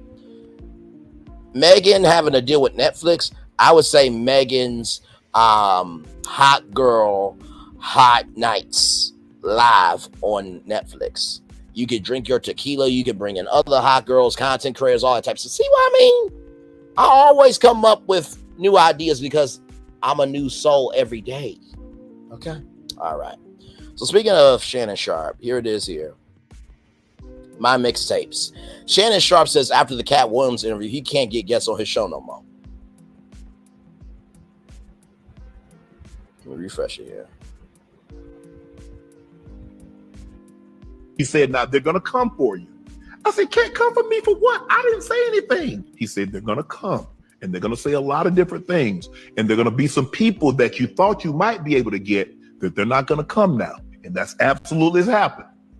That's absolutely has happened. They were so excited. Thanks for reaching out. We can't wait to sit down. And a day later, they can't do it. No call. They won't follow. So for the song. You know, I had Steve Harvey. Steve Harvey did 8 million views. I had Coach Prime. I've had a lot of comedians. And some of the comedians had taken shots at other comedians, but nothing like this. I didn't expect the vitriol. He said, now they're going to come for you. I said, can't come for me for what? I didn't. Let's look at the comments. If people think your platform will promote either one, secret truths that expose others, or two, boisterous lies that defame others, then it's logical for them to leave it alone. Too messy for them. LOL. It goes to show people like their side of the story, but when the truth comes, they will run and hide, because one thing about the truth, it never change or alter, but lies change, alter, and shapeshift. If you speak truth to power, be prepared. Think of it this way. Every person who doesn't want to come on an interview has something to hide. Take notes on that. Oh, wow. That was good. That was good. That was good. That must mean everything Kat said was true. All the ones that ain't coming is being controlled by the great puppet master. Somebody specific probably turned them down, so now he's trying to create a fake narrative for sympathy engagement. They blackballed him. Cat exposed everybody who's in power on your platform. Shannon got a taste of the elites, and that's how they handle ish. It's too easy to be blackballed. Can't do what the world gone like completely. You no longer have to be protective of your longevity. I mean, listen, like I said, I'm available as a guest, Shannon. I am absolutely available as a guest. Listen, we'll stream on my channel. We'll do it on your channel. I don't think he's done any interviews live. He's always saying, we do a live interview. I'm cool with it. So that's just me, though. Oh, Lord. Let me see. Oh, wow. Y'all see how she comment? LMAO dumb, a regular person. Of course, he's going to have more followers. Don't get on here acting slow. Acting slow? Acting slow? You the one who said that he thought he was somebody important. See what I mean? Truth hurts. The truth hurts. The truth hurts, child. It really does. It really, really does.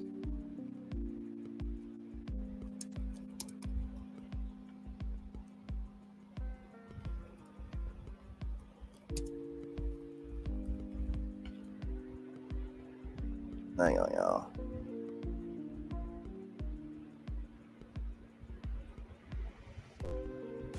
Let me see here.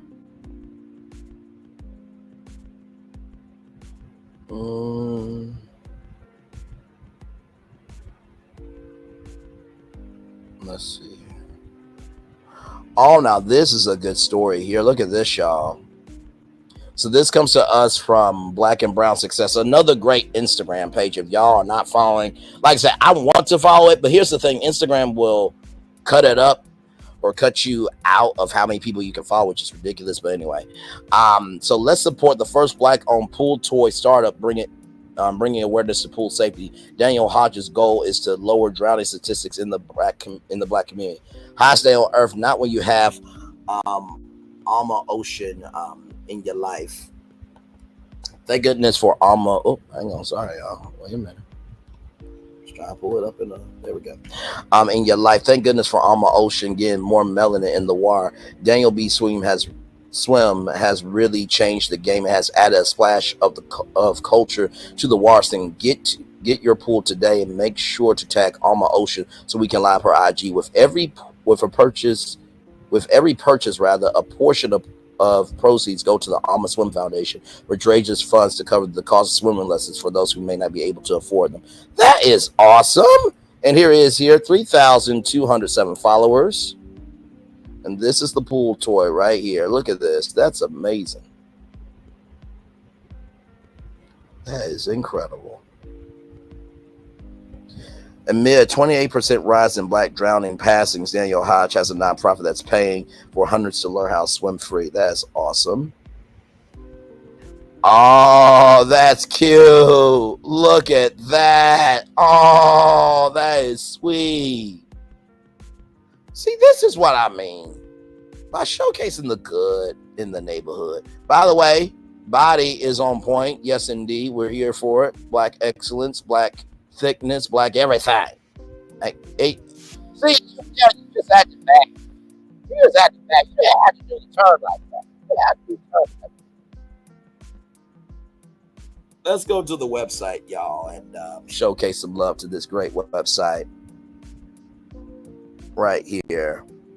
Look no further. The culture shift has arrived. Look at all these beautiful black women here. Black king right there. Black brother right there. I think that's white, I think. Beautiful, beautiful, beautiful. So here is some of the floaties here. So you got the cultural addict. Got the cultural addict inflatable pool. Rasta unicorn drink holder. I would definitely get that. Kente Cousins tube float. Inflate electric inflatable pump. Very affordable prices, by the way. Now, y'all tell me why I would bring this to a whole water park and would not care about it. I'll drop the link in the chat if you guys want that. There you go. That's awesome. That is awesome stuff. All right, y'all. We did that. 1 hour, 36 minutes, and 54 seconds. Not too bad. Not too bad. I'm going to turn on my camera now because we've done the whole show for over an hour. Woo. 8 destinations live. You heard?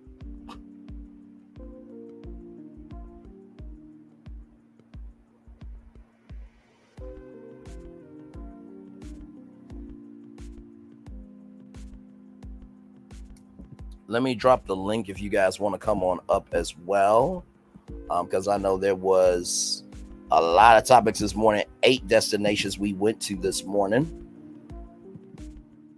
Let me go ahead and do that there. And let's see the poll results and how those poll results are going here.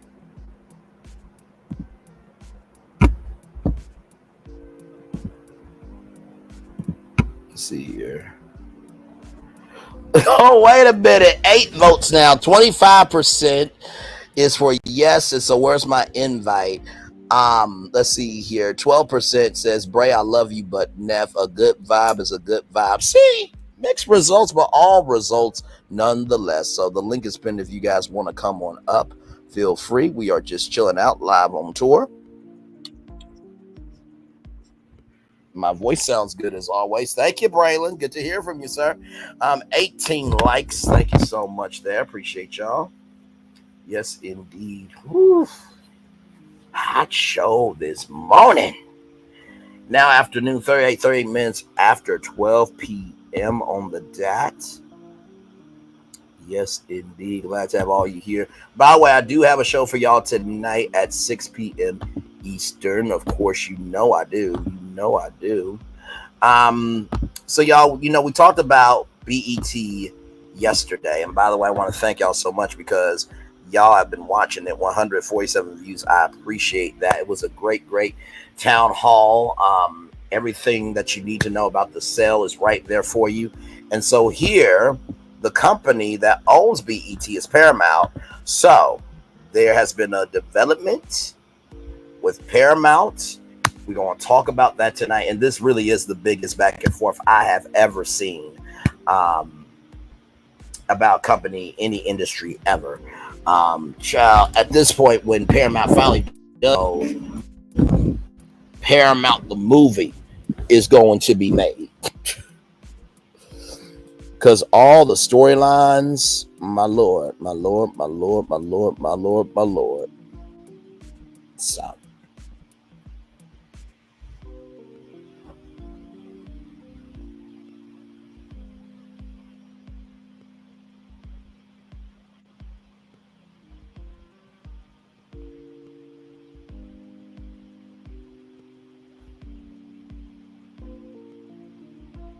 So, yeah.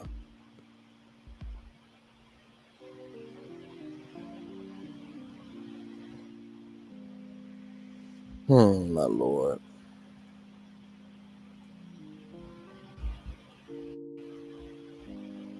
I'm trying to get out of that. Sorry, y'all.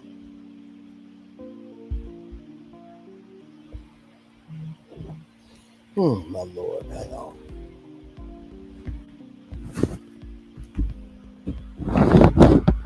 my lord. So yes, this show will be tonight at 6 p.m. So yeah, we're gonna do another deep dive. Now, you know, normally on the weekends, sometimes I'll do a deep dive on a topic if I feel like it's a conversation that can be had, right? Just like the Disney Quest conversation that we had. That was a great time talking about that. That was so much fun. You know, and the BET conversation was fun too. I really do love doing deep dive virtual tour lives with y'all because it's my chance to showcase my nerdiness to the highest levels ever. Because here's the thing, right? If you really think that covering 6 to 8 topics is a deep dive, I love you, value, and appreciate you because trust me, it's a lot of work to cover 8 topics live straight through. Okay. And for those of you who do watch the show, like I said, every time I go live, I always am teaching how to do your own show. When it comes to 8 topics, I at least cover the first 4 topics and then I go to break. And then after that, I cover the other 4 topics and then we're done with the show. Right. Same thing with 6 topics. 2, 4, 6. That's 2 topics a piece. So I cover about what? I cover 3 topics and then I go to break. I was thinking about it. Yeah, but I cover 3 topics, then I go to break. So, you know, like I said, I just do what I do. But yeah, so we will talk about Paramount tonight. It's a lot going on with this company. And the media game is changing. And there's a lot of parts of Paramount to be sold. You know what I mean? So yeah.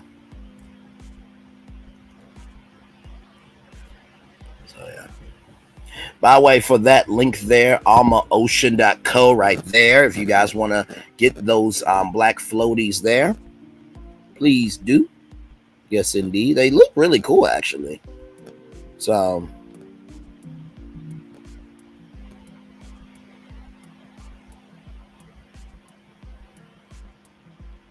but yes, indeed. So,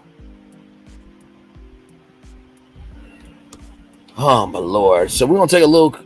Oh, thank you, Concrete Rose. Listen, I do what I can.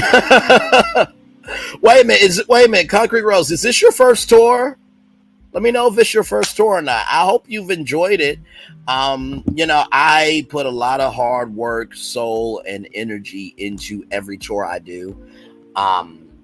Some tours are better than others, to be honest with you.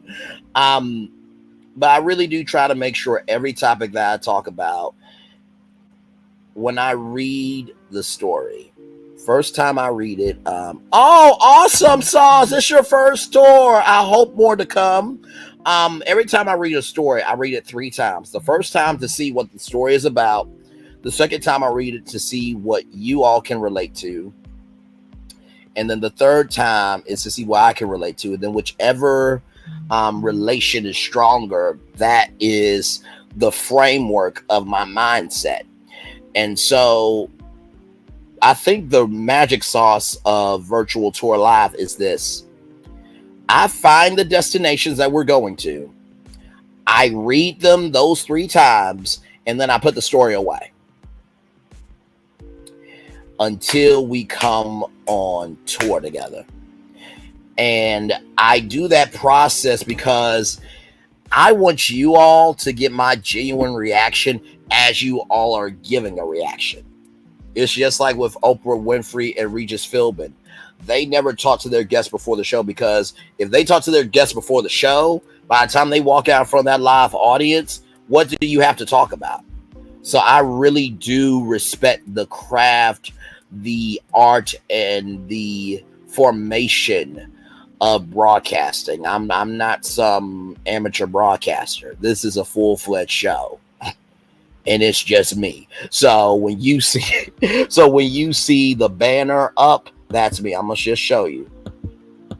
That's me. Okay. When you see, for example, me going to commercial break like this.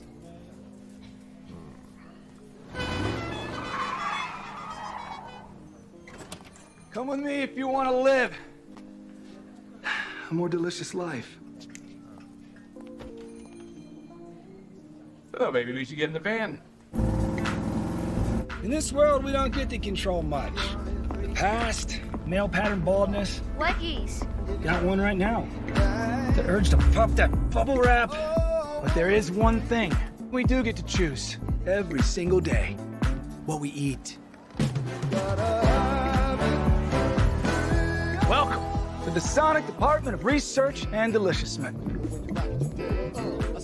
We have everything you want, didn't know you wanted, and some things you didn't know were possible. Because we believe if you're not having fun, you're not living free. So come on, let's live a little.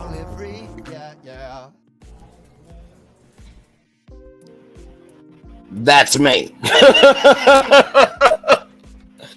When I recap the show, that's me. The background that you see, that's me. The research, that's me. Clicking the stream, ended the stream, that's me. I am creator, host, executive producer, director, lower third, audio, camera. I'm all of it. So when I tell y'all every time I go live, it is a full show. It is a full show. Because even though I am not being seen by everybody, does not mean that who is seeing me doesn't deserve a quality show.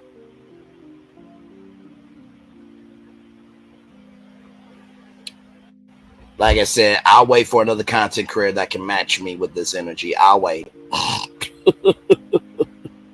And that's no disrespect to all the content creators, because let me tell you something.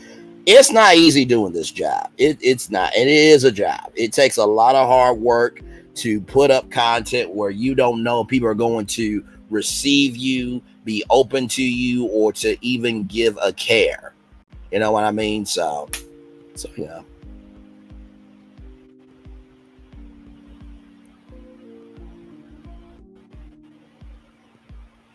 So, like I said, it's going to be woo, man, it's a lot of work, but it's fun work. You know, when you're doing it for good people like you, it's very easy.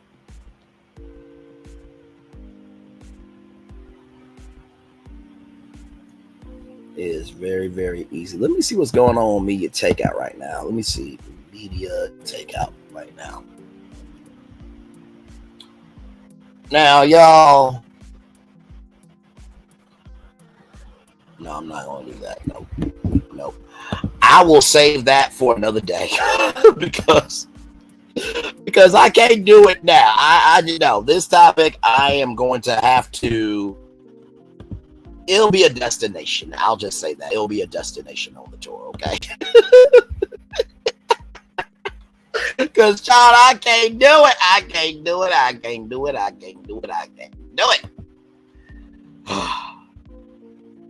And by the way, y'all, if you go back through all my lives, there's not one topic that I've ever made up. Not one topic that I've ever made up. Not one. Every story that I've done has been factual, actual, and factual. Every one. Every story. There's no point in making up stuff. Like, the internet has more than enough content to cover. I'm just like, just say that you lazy, you ain't creative, and you got no juice to you. Just say that. But good damn, don't come on here making up stuff because there's nothing important inside you to get to people. Come on now. Good damn.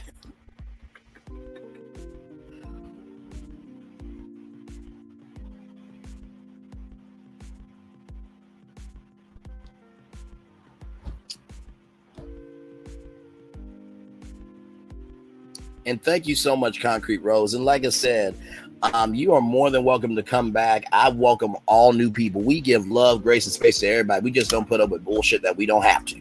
So if you're about bullying, if you're about meanness, if you're about anything else, get from around us. Because we don't deal with curses. We only deal with business. That's it. That's all.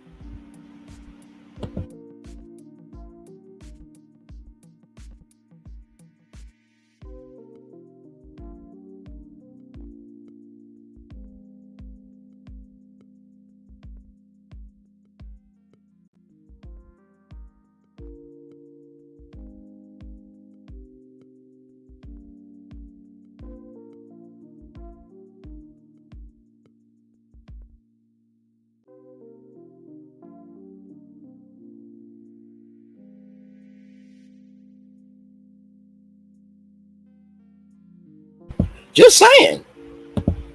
So, you know, it is what it is. I can only do what I can do.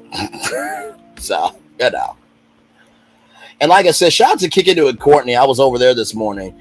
And guess what? That BET story about how it's up for $1.6 billion, you are probably not going to find that anywhere else. So, you know what? Let's do a live search right now. Because let's see. Because I could be wrong. I could be completely wrong. Let's see.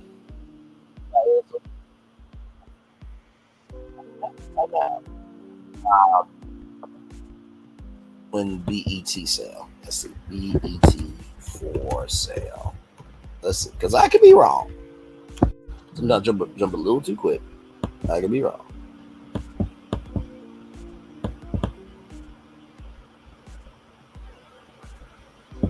Okay, y'all. So here we go. So BET up for sale 1 year ago, right, from Karen Hunter. Right here. 10 months ago from Roland Martin. 1 year ago, Tyler Perry intends to buy BET. BET up for sale. Let's see here. 12 years ago, the clip of the wife there, Sheila Johnson, the former wife of Rob Johnson.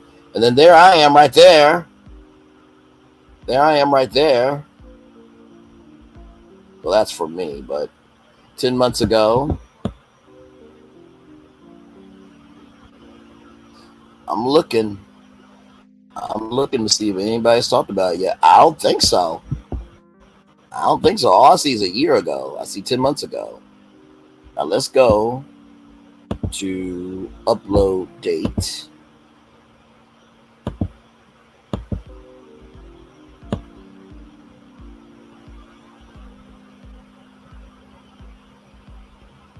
Cardi B struggles to sell BET show tickets.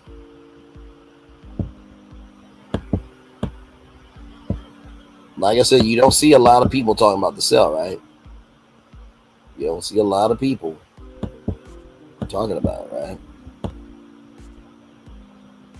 5 months ago, right there. So, like I said, I just cover what I cover. And sometimes you have to be willing to recognize that you're not always are going to get the credit that you deserve. You're just not. I wish that wasn't the case, but listen, it is what it is.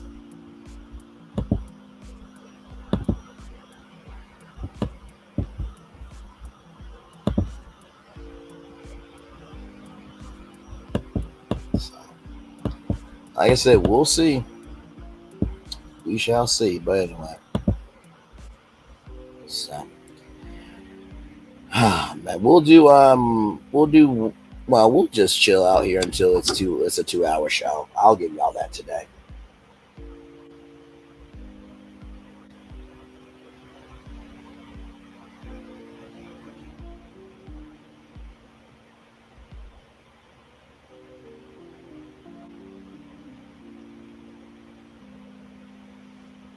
Hey, daughter of Israel, good to see you. Glad to have you here.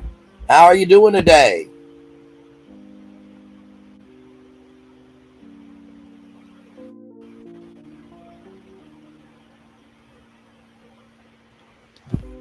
Good to see you. Glad to have you here. Hopefully all is well. We are just chilling. Did 8 different destinations this morning. We talked about Young Miami and how Carisha Please is coming back with new episodes. Ain't nobody asking for it. Not here, not there. Not here, not there, not anywhere. The black culture that we are. No one asked for that. No one. No one wanted it the first time around. Angel Reese making the All-Star WNBA team. There was this beautiful black girl who was playing Lilo. Then Ron DeSantis, or Ron the Dumbass, is cutting off people who have paid their debt to society from being barbers or cosmetologists. Talking about Taraji P. Henson and the situation that happened with Keith Lee at the BET Awards. Talking about Stephen A. Smith. Turning down listen to this, Dara Israel, a $90 million contract making $18 million a year over the next 5 years. But he wants $25 million a year for over $100 million. He just wants $7 more million when he's got $90 million contract. Then we talked about Megan Thee Stallion and how she's having a new tequila coming out very soon. Beyonce pushed her to have her own liquor brand. And then Shannon Sharpe says that he can't get really any guests on his show. I'm like, well, Stephen A., reach out. Can I reach out to you? Because I'll gladly come on. Listen, you say you can't get no guests. Brain Lee's a guest. I'm available. Listen, you gotta fly me out to California, though. You know what I mean? Because I'm a guest on your show, so your show should be treat me with the utmost respect. You know what I'm saying? No, but no, that's what he. Oh, hang on. Listen, I don't make anything up on this show. Hang on 1 second. I'll show you what he said. Hang on. I'll show you exactly what he said. Let me refresh it. He said, now they're going to come for you. I said, can't come for me for what? I didn't say anything. He said, they're going to come and they're going to say a lot of different things. And they're going to be some people that you thought you might be able to get that they're not going to come now. And that's absolutely has happened. That's absolutely has happened. They were so excited. Thanks for reaching out. We can't wait to sit down. And a day later, they can't do it. No call. They won't follow for the song. You know, I had Steve Harvey. Steve Harvey did 8 million views. I had Coach Prime. I've had a lot of comedians.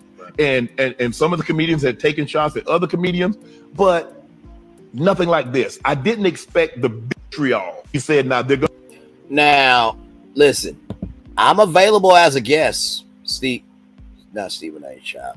I'm available as a guest, Shannon Sharpe. I am. We can work that out. We can absolutely work that out. By the way, y'all, there is a poll. So earlier I said Taraji Lee. That part right there, Israel, that is very, very true. Very well said. I said, Taraji Lee. And so Nikki News on Narcissism said this comment. Hang on, let me pull it up. Please invite me to the nuptials. I love Taraji. So, we are a very flexible, nimble, and adaptable show. So what I decided to do was, hey, network specialist, good to see you, beautiful. Glad to have you here. So what I said was, are we here for Taraji Lee? 33% said yes. 22% said, where's my invite? Bray, I love you, but Neff. And a good vibe is a good vibe, 33%. So it looks like, most of y'all are here for Taraji Lee. It's got a nice ring to it. I can't help that.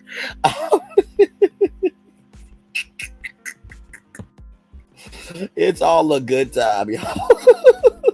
Hey, good to see you here. Glad to have you here. Yes, indeed. I know some of you are at work. Some of you are driving, so you may not be able to come up. I just put up the link just in case you wanted to, because we always make sure that you guys have a voice on this channel here. So, and like I said, without y'all, there is no show. So, Now, so I said, listen, Taraji, I said Taraji P. Henson could get from Braylon Lee. And I said, what about Taraji Lee? Taraji Lee has a nice, beautiful ring to it. I mean, Mrs. Lee, Taraji Lee. I just know. Okay, well, it's got a nice ring to it. Hell, I'm messing, y'all. I'm messing. Child, listen. I don't even think I'll be Taraji. Well, you know what? I'm not going to say that. Because Taraji seems like me and her would have a similar vibe to each other. You know what I mean? So I feel Taraji could hang. I feel like we could definitely hang.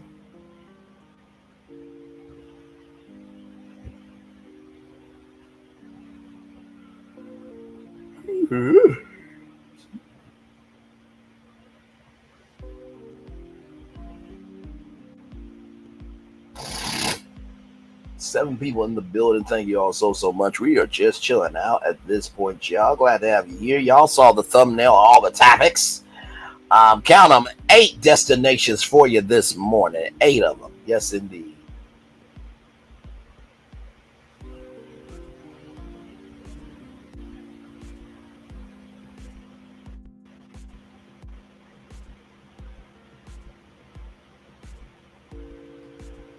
Oh man. Just when you think there's nothing to go, just when you think there's nothing else to go on tour about, here comes the internet. Here comes the internet, doing what it does best.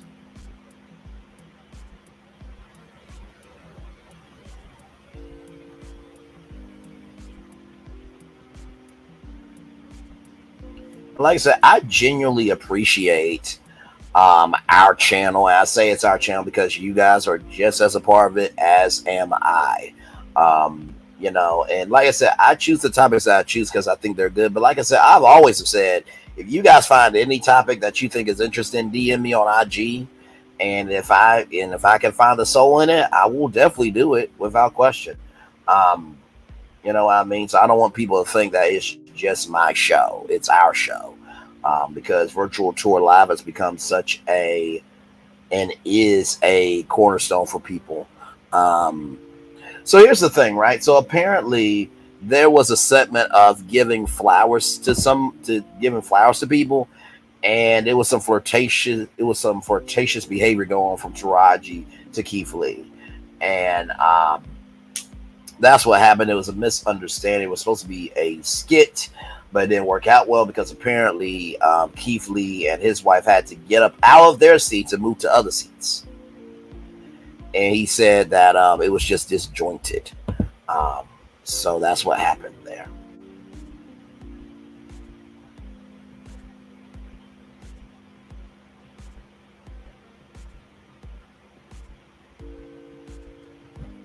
Let's see, at work listening in the bushes too, but we don't have any work to do right now. So the operation manager has us standing up in the warehouse. He don't allow us to sit before he came. Gotcha. Okay. Yeah, so.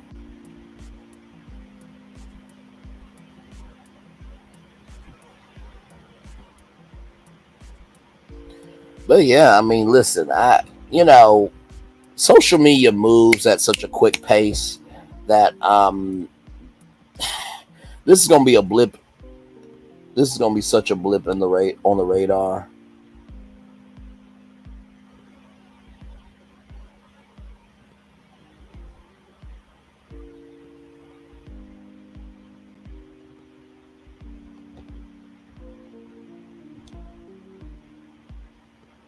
Okay, got it.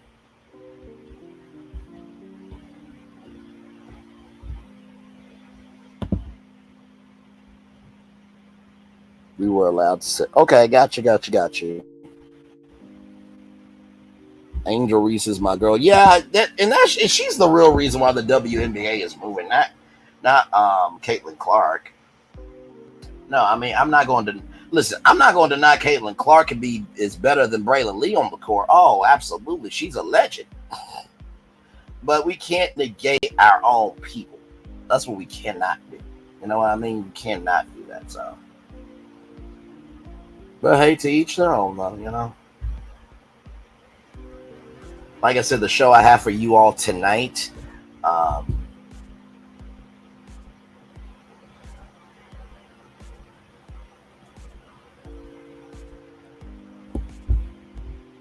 yeah, like I said, we have to respect our own. I know it's important to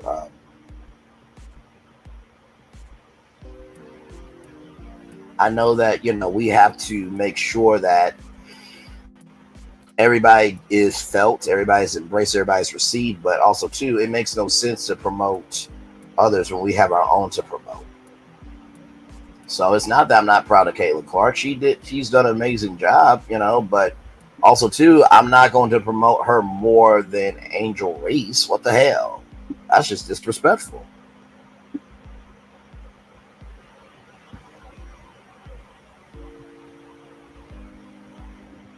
That's all that is. Completely disrespectful. But hey. Everybody is gonna do what they want to do, so it is what it is.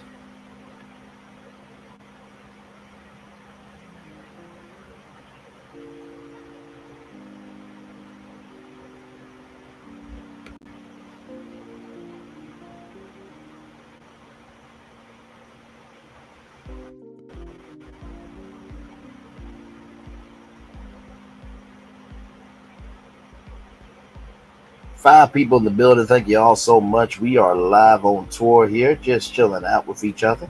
Yes, we are just chilling.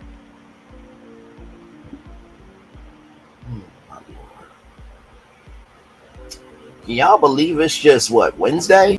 By the way, happy 4th of July to those of you who celebrate that. If you don't celebrate, just have a good old barbecue.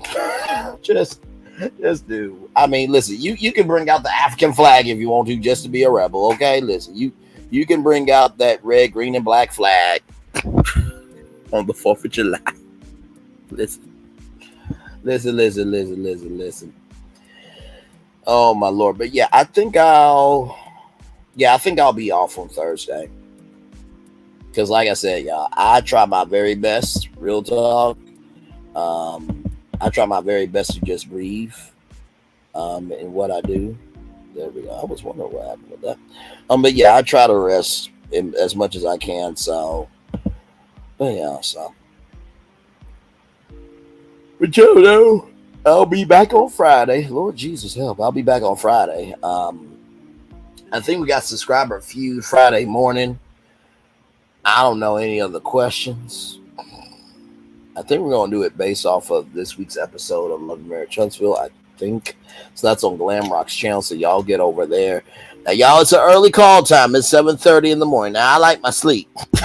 So I'm doing this because I care about Glam Rock and love Glam Rock. So listen. Then I'll have my 11 a.m. show. Then I'll have my 6 p.m. show, and then Saturday I'll be off. Unless I see a conversation that I think we can have on Saturday night. Because like I said, I'm taking a relationship sabbatical, but reality sabbatical. And then of course y'all know Sunday is 3 with the T with Sassy TV from the AO3, Lil Paula and the gang, and myself at 8 p.m. Sunday nights. I do. So I reviewed the Never Ever Mets on the Oprah Winfrey Network. I was the first person to break that show out on YouTube. Yes, I was. Reviewed 90 Day Fiance, The Single Life. That was a great, great season. Had a great time reviewing that. And then I'm trying to think what else. I did Sharnita's World. I reviewed that show, Sharnita's World. I did review that.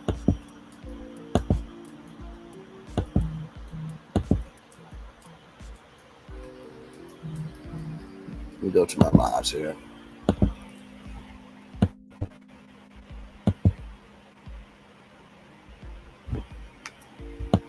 I think those are the only shows that I really reviewed.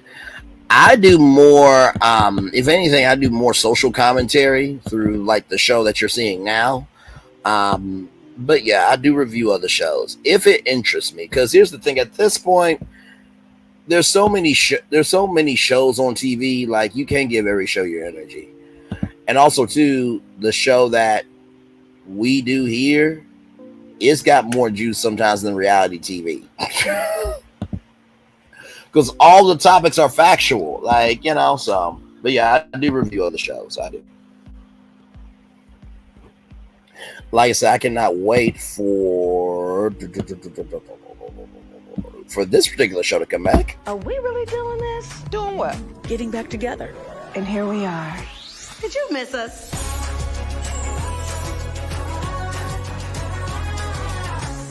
Oh, it's been a minute. But there's no place like home. You've never seen a homecoming like this. Cannot wait for that show to be coming back. Yes, indeed. So, yep, I will be reviewing the Braxtons. So, what we will do is the show will air on Thursday nights. I think it's airing August 9th, which is crazy, the day before my birthday.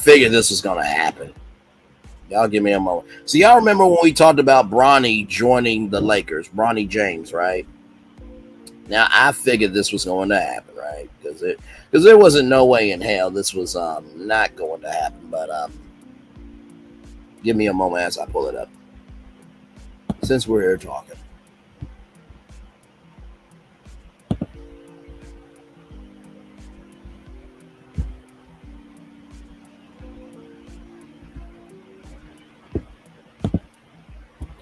So here it is here. Let me get up for you guys. Sources say LeBron James is staying with the Lakers on a $104 million deal. Wojnarowski or Woj is the person that did this here. James is now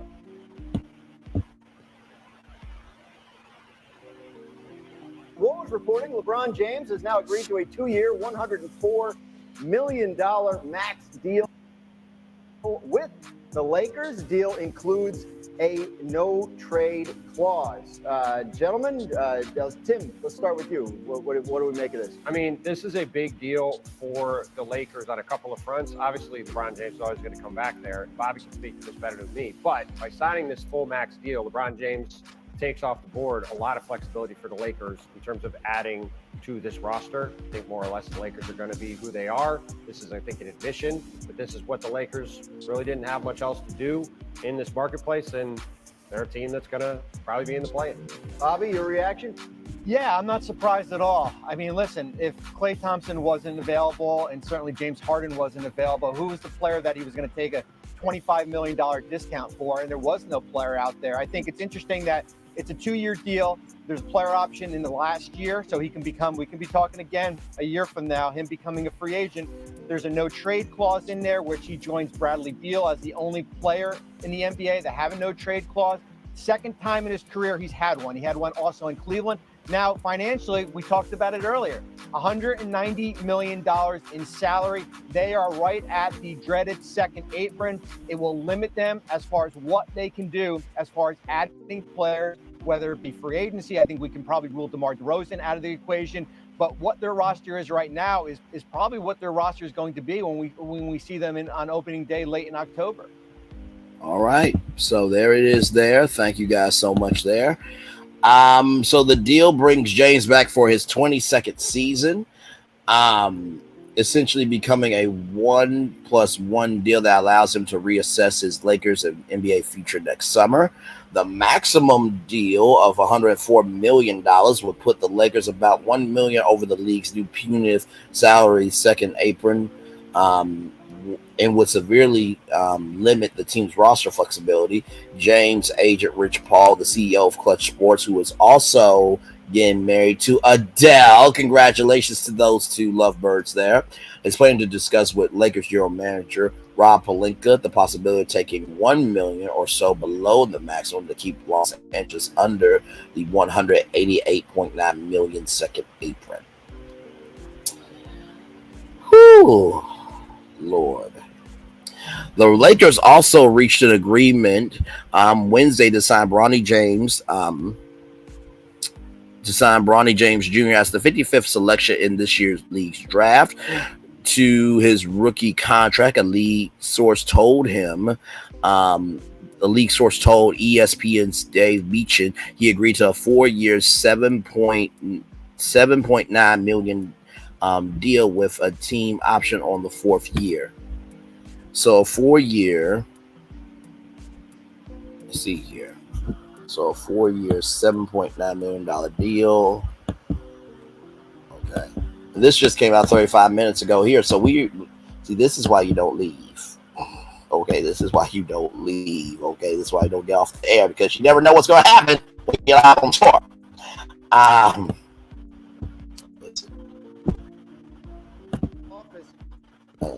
Bobby, as our front office.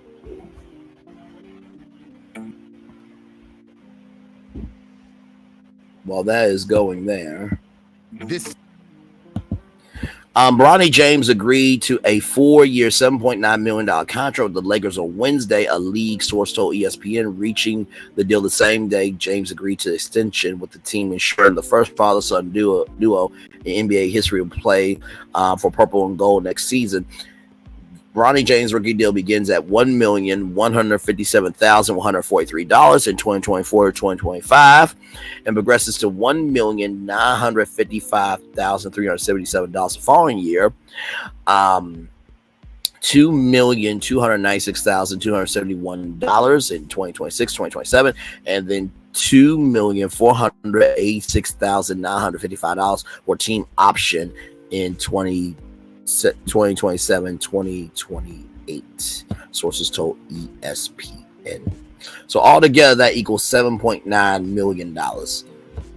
That's not bad for a first-year contract.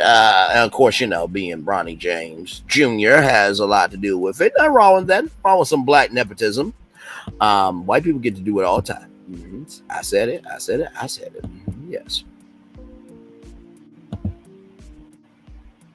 Yeah, they are. They're making big money. And rightfully so. Get 4th of July delivered your way at the Home Depot. Insider, tell us a little bit more about what exactly you think Bronny's NBA onboarding process is going to look like. Well, Dan, I almost look at it like his freshman year, what could have been his freshman year at USC here, where he missed 6 months with the cardiac incident and came into really an uneven year. So it's really starting from the ground zero and kind of working its way up here. League in Sacramento, he'll be with the team in Las Vegas here, but Bronny James is a developmental project. Right now, I would not expect him to see significant minutes next season with the Lakers. I wouldn't even expect to see him probably see significant minutes year 2. He'll be on the floor, certainly with their South Bay Lakers team. And from there, his niche is going to be the ability to defend. How he makes it in this league is to be an elite level defender right now. So y'all saw there, Bronny James said playing with his dad was never his focus. So there you go. So Bronny James has a 4-year, $7.9 million contract with the Lakers. So that's not a bad deal for his first time. That's not a bad deal for his first time at all. So.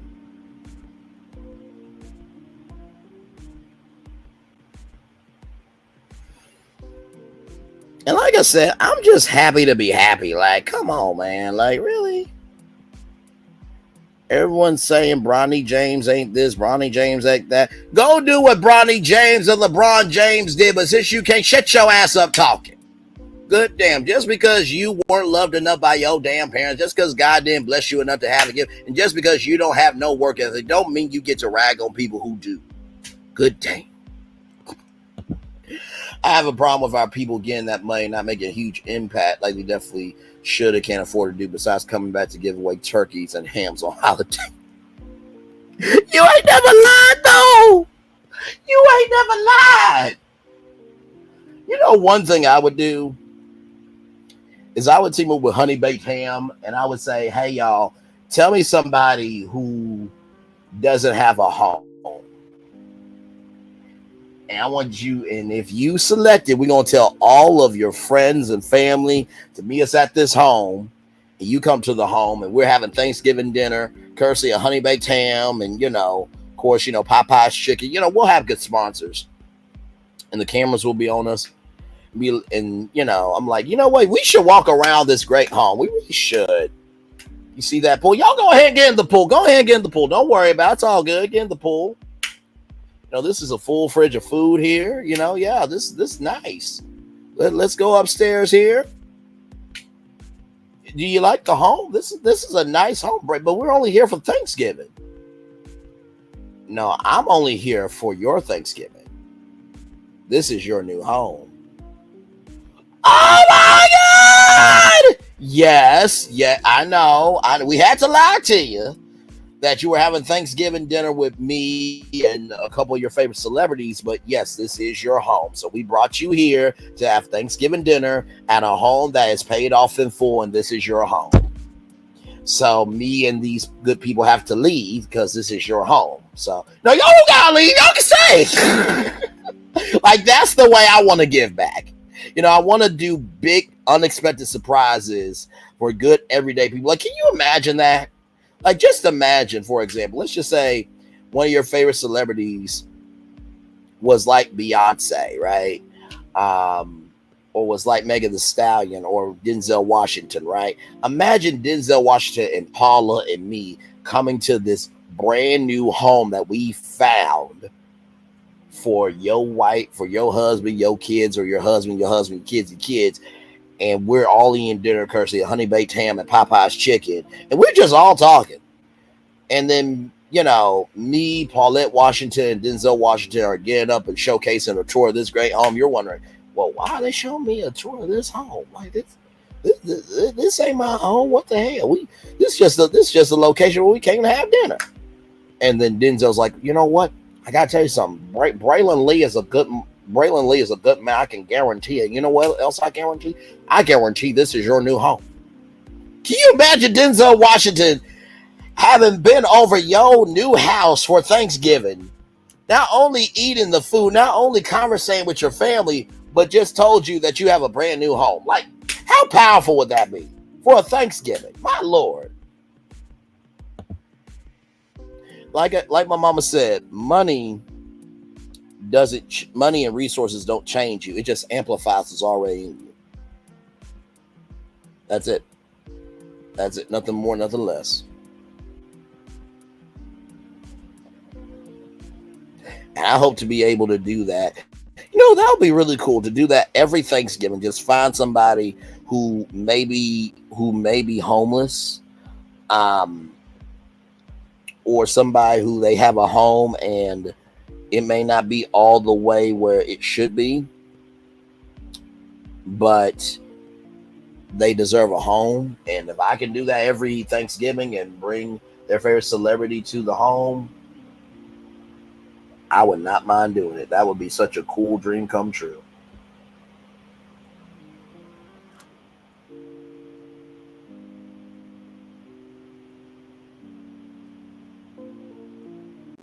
Yes.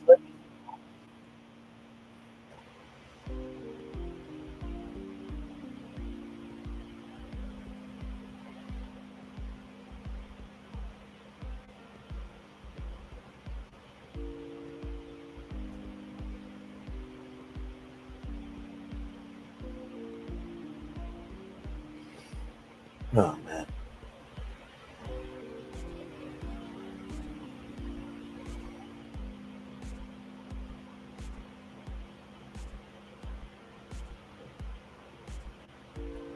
Ooh, this was good. Hang on, y'all. I'm going to show y'all this. We're going to end on this note right here because this was a good word right here. Hang on, y'all. I'm going to show y'all this.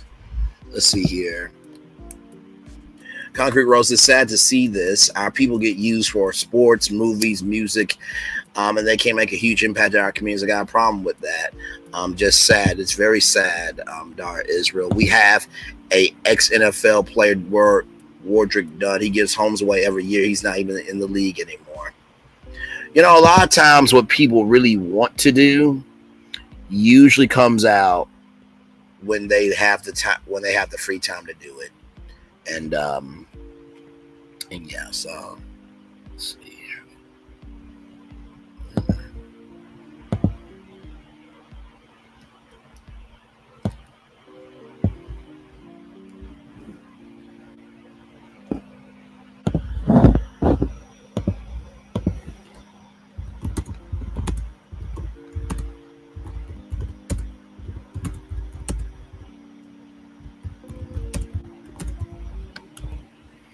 Let me see here. Let me send this to myself.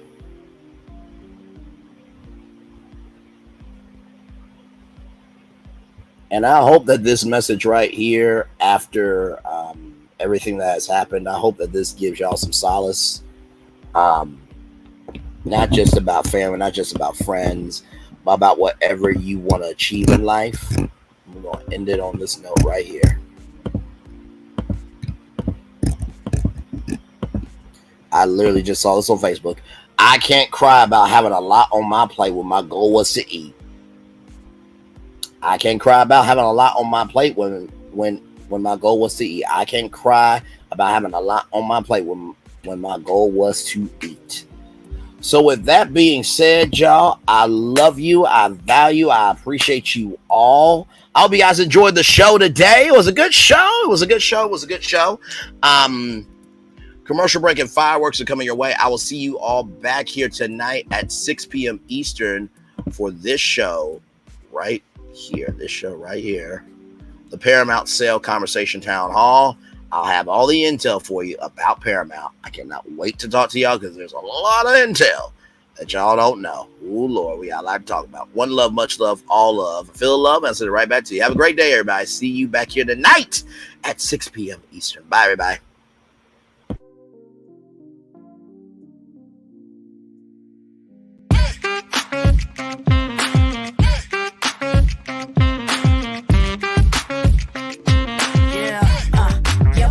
All day. Yeah, we're working, let me play. You know me. Work real hard, now we're ready, let's play. Hustle up, yeah. Ready, set, let's go, yeah. Hustle up, yeah. Ready, set, let's go. Turn it up, turn it up, turn it up, turn it up a little louder. Now get low, get low, come on, drop it to the floor, yeah, drop it to the floor. Turn it up, turn it up, turn it up. Turn it up a little louder. Now get low, come on, drop it to the floor. Yeah, drop it to the floor. Turn it up, turn it up, turn it up, turn it up a little louder. Now get low, come on, drop it to the floor. Yeah, drop it to the floor. Turn it up, turn it up, turn it up, turn it up a little louder. Now get low, come on, drop it to the floor. Yeah, drop it to the floor. Turn it up, turn it up, turn it up, turn it up a little louder.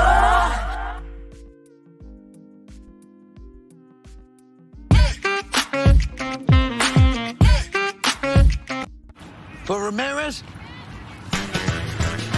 Wingstop's triple meal deal. 6 classics, 6 boneless, and 2 tenders with 2 dips and a large fry for just $17.99. Get yours delivered today at Wingstop, where flavor gets its wings.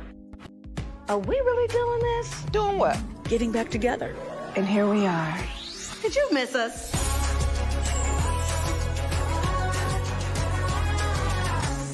Oh, it's been a minute. But there's no place like home. You've never seen a homecoming like this.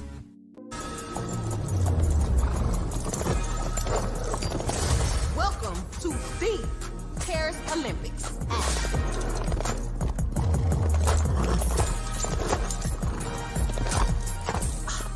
Look at my hot girl. Bonjour.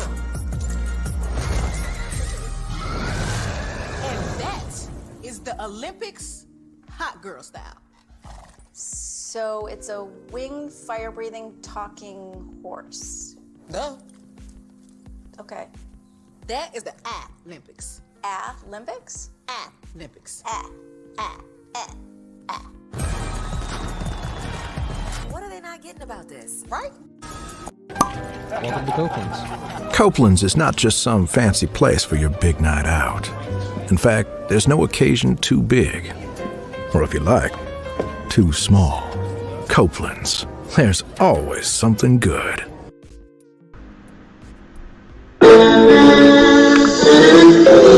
Sweet boy and blue, one look at you, and it was plain to see you were my destiny. I come from nothing. I find it's your son.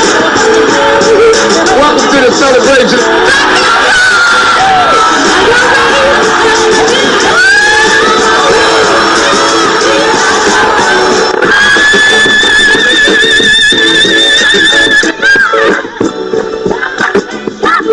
We all we got.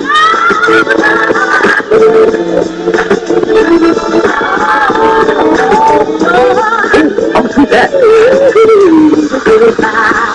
Don't you leave here to go for happiness. I want you to leave here to show.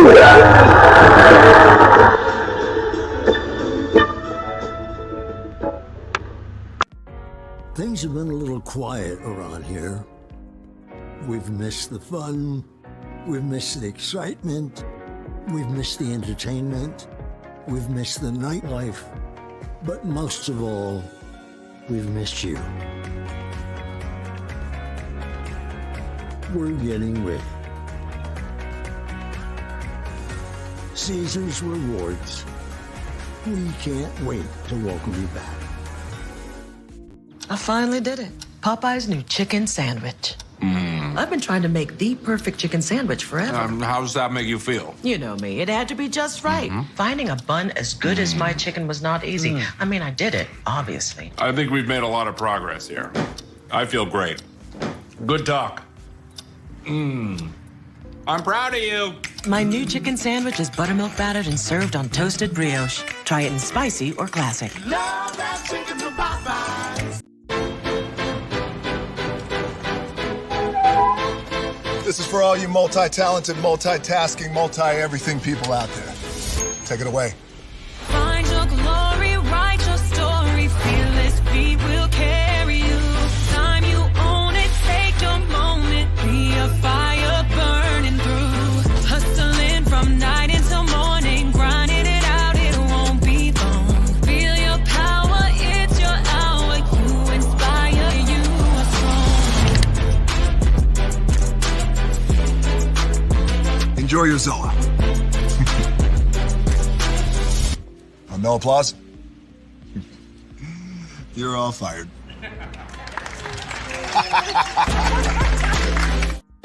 Now that you've reached the stage in your life where quality television is important, Nubian TV is a Black network that speaks to your lifestyle. Nubian TV is the world's first digital network devoted to the upscale and political lifestyles of Black people. Nubian TV's programming includes politics, travel, fashion, food, automotive, arts and culture, civil rights, music, and more. Watch now on Amazon Fire TV, Roku, or watch globally at nubiantv.net. Nubian TV, it's what you want to watch.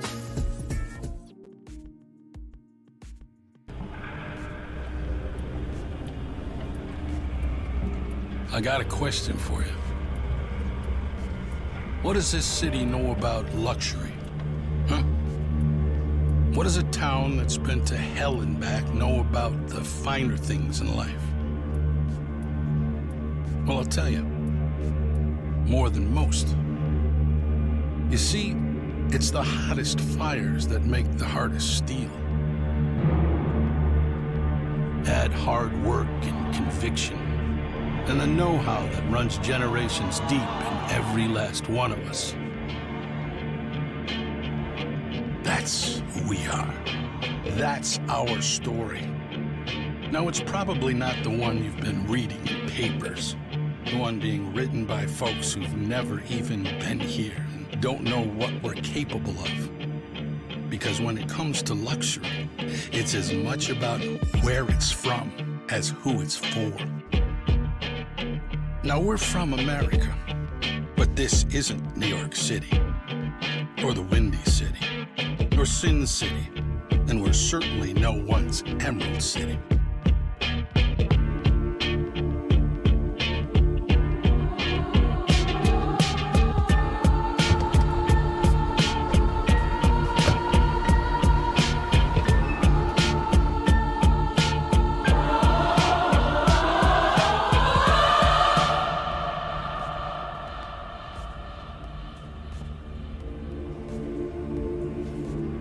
This is the Motor City, and this is what we do.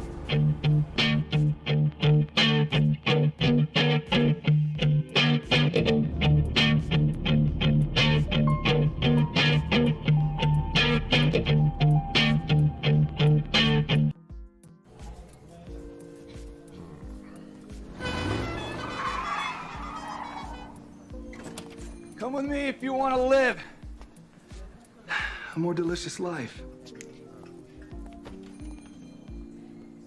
Oh, maybe we should get in the van. In this world, we don't get to control much. Past, male pattern baldness. What geese?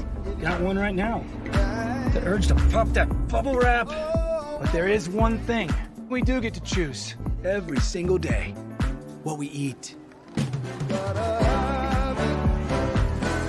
Welcome to the Sonic Department of Research and Deliciousment.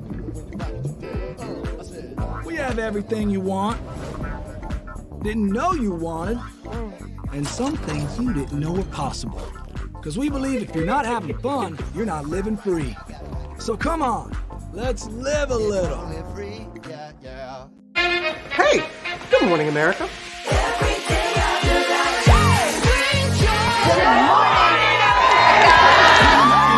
Good morning, America. Good morning, America. Good morning, America. Money!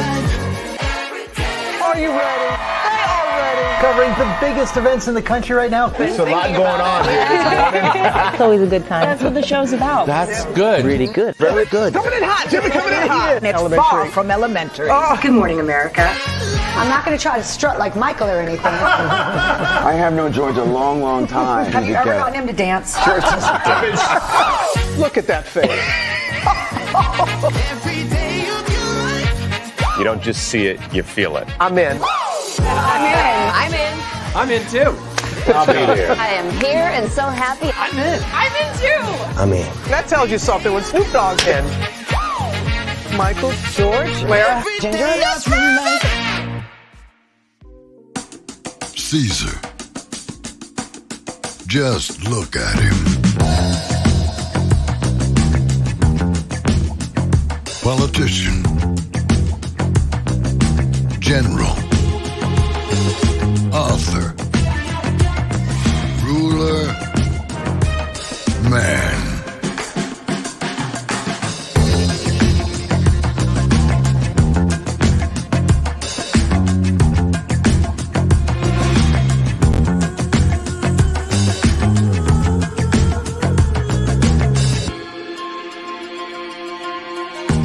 Legend has it, he's not only stared into the belly of the beast, he's had it for dinner. Here he's free to relax, or party, or relax, or party, or relax, and party. His is a world of opulence, excess, and the occasional impulse buy. Not one to rest on his laurels, he's famous for ushering in a new age of entertainment. So, for anyone seeking a place where the sun never sets on a good time, all this awaits. I am Caesar, and I approve this palace.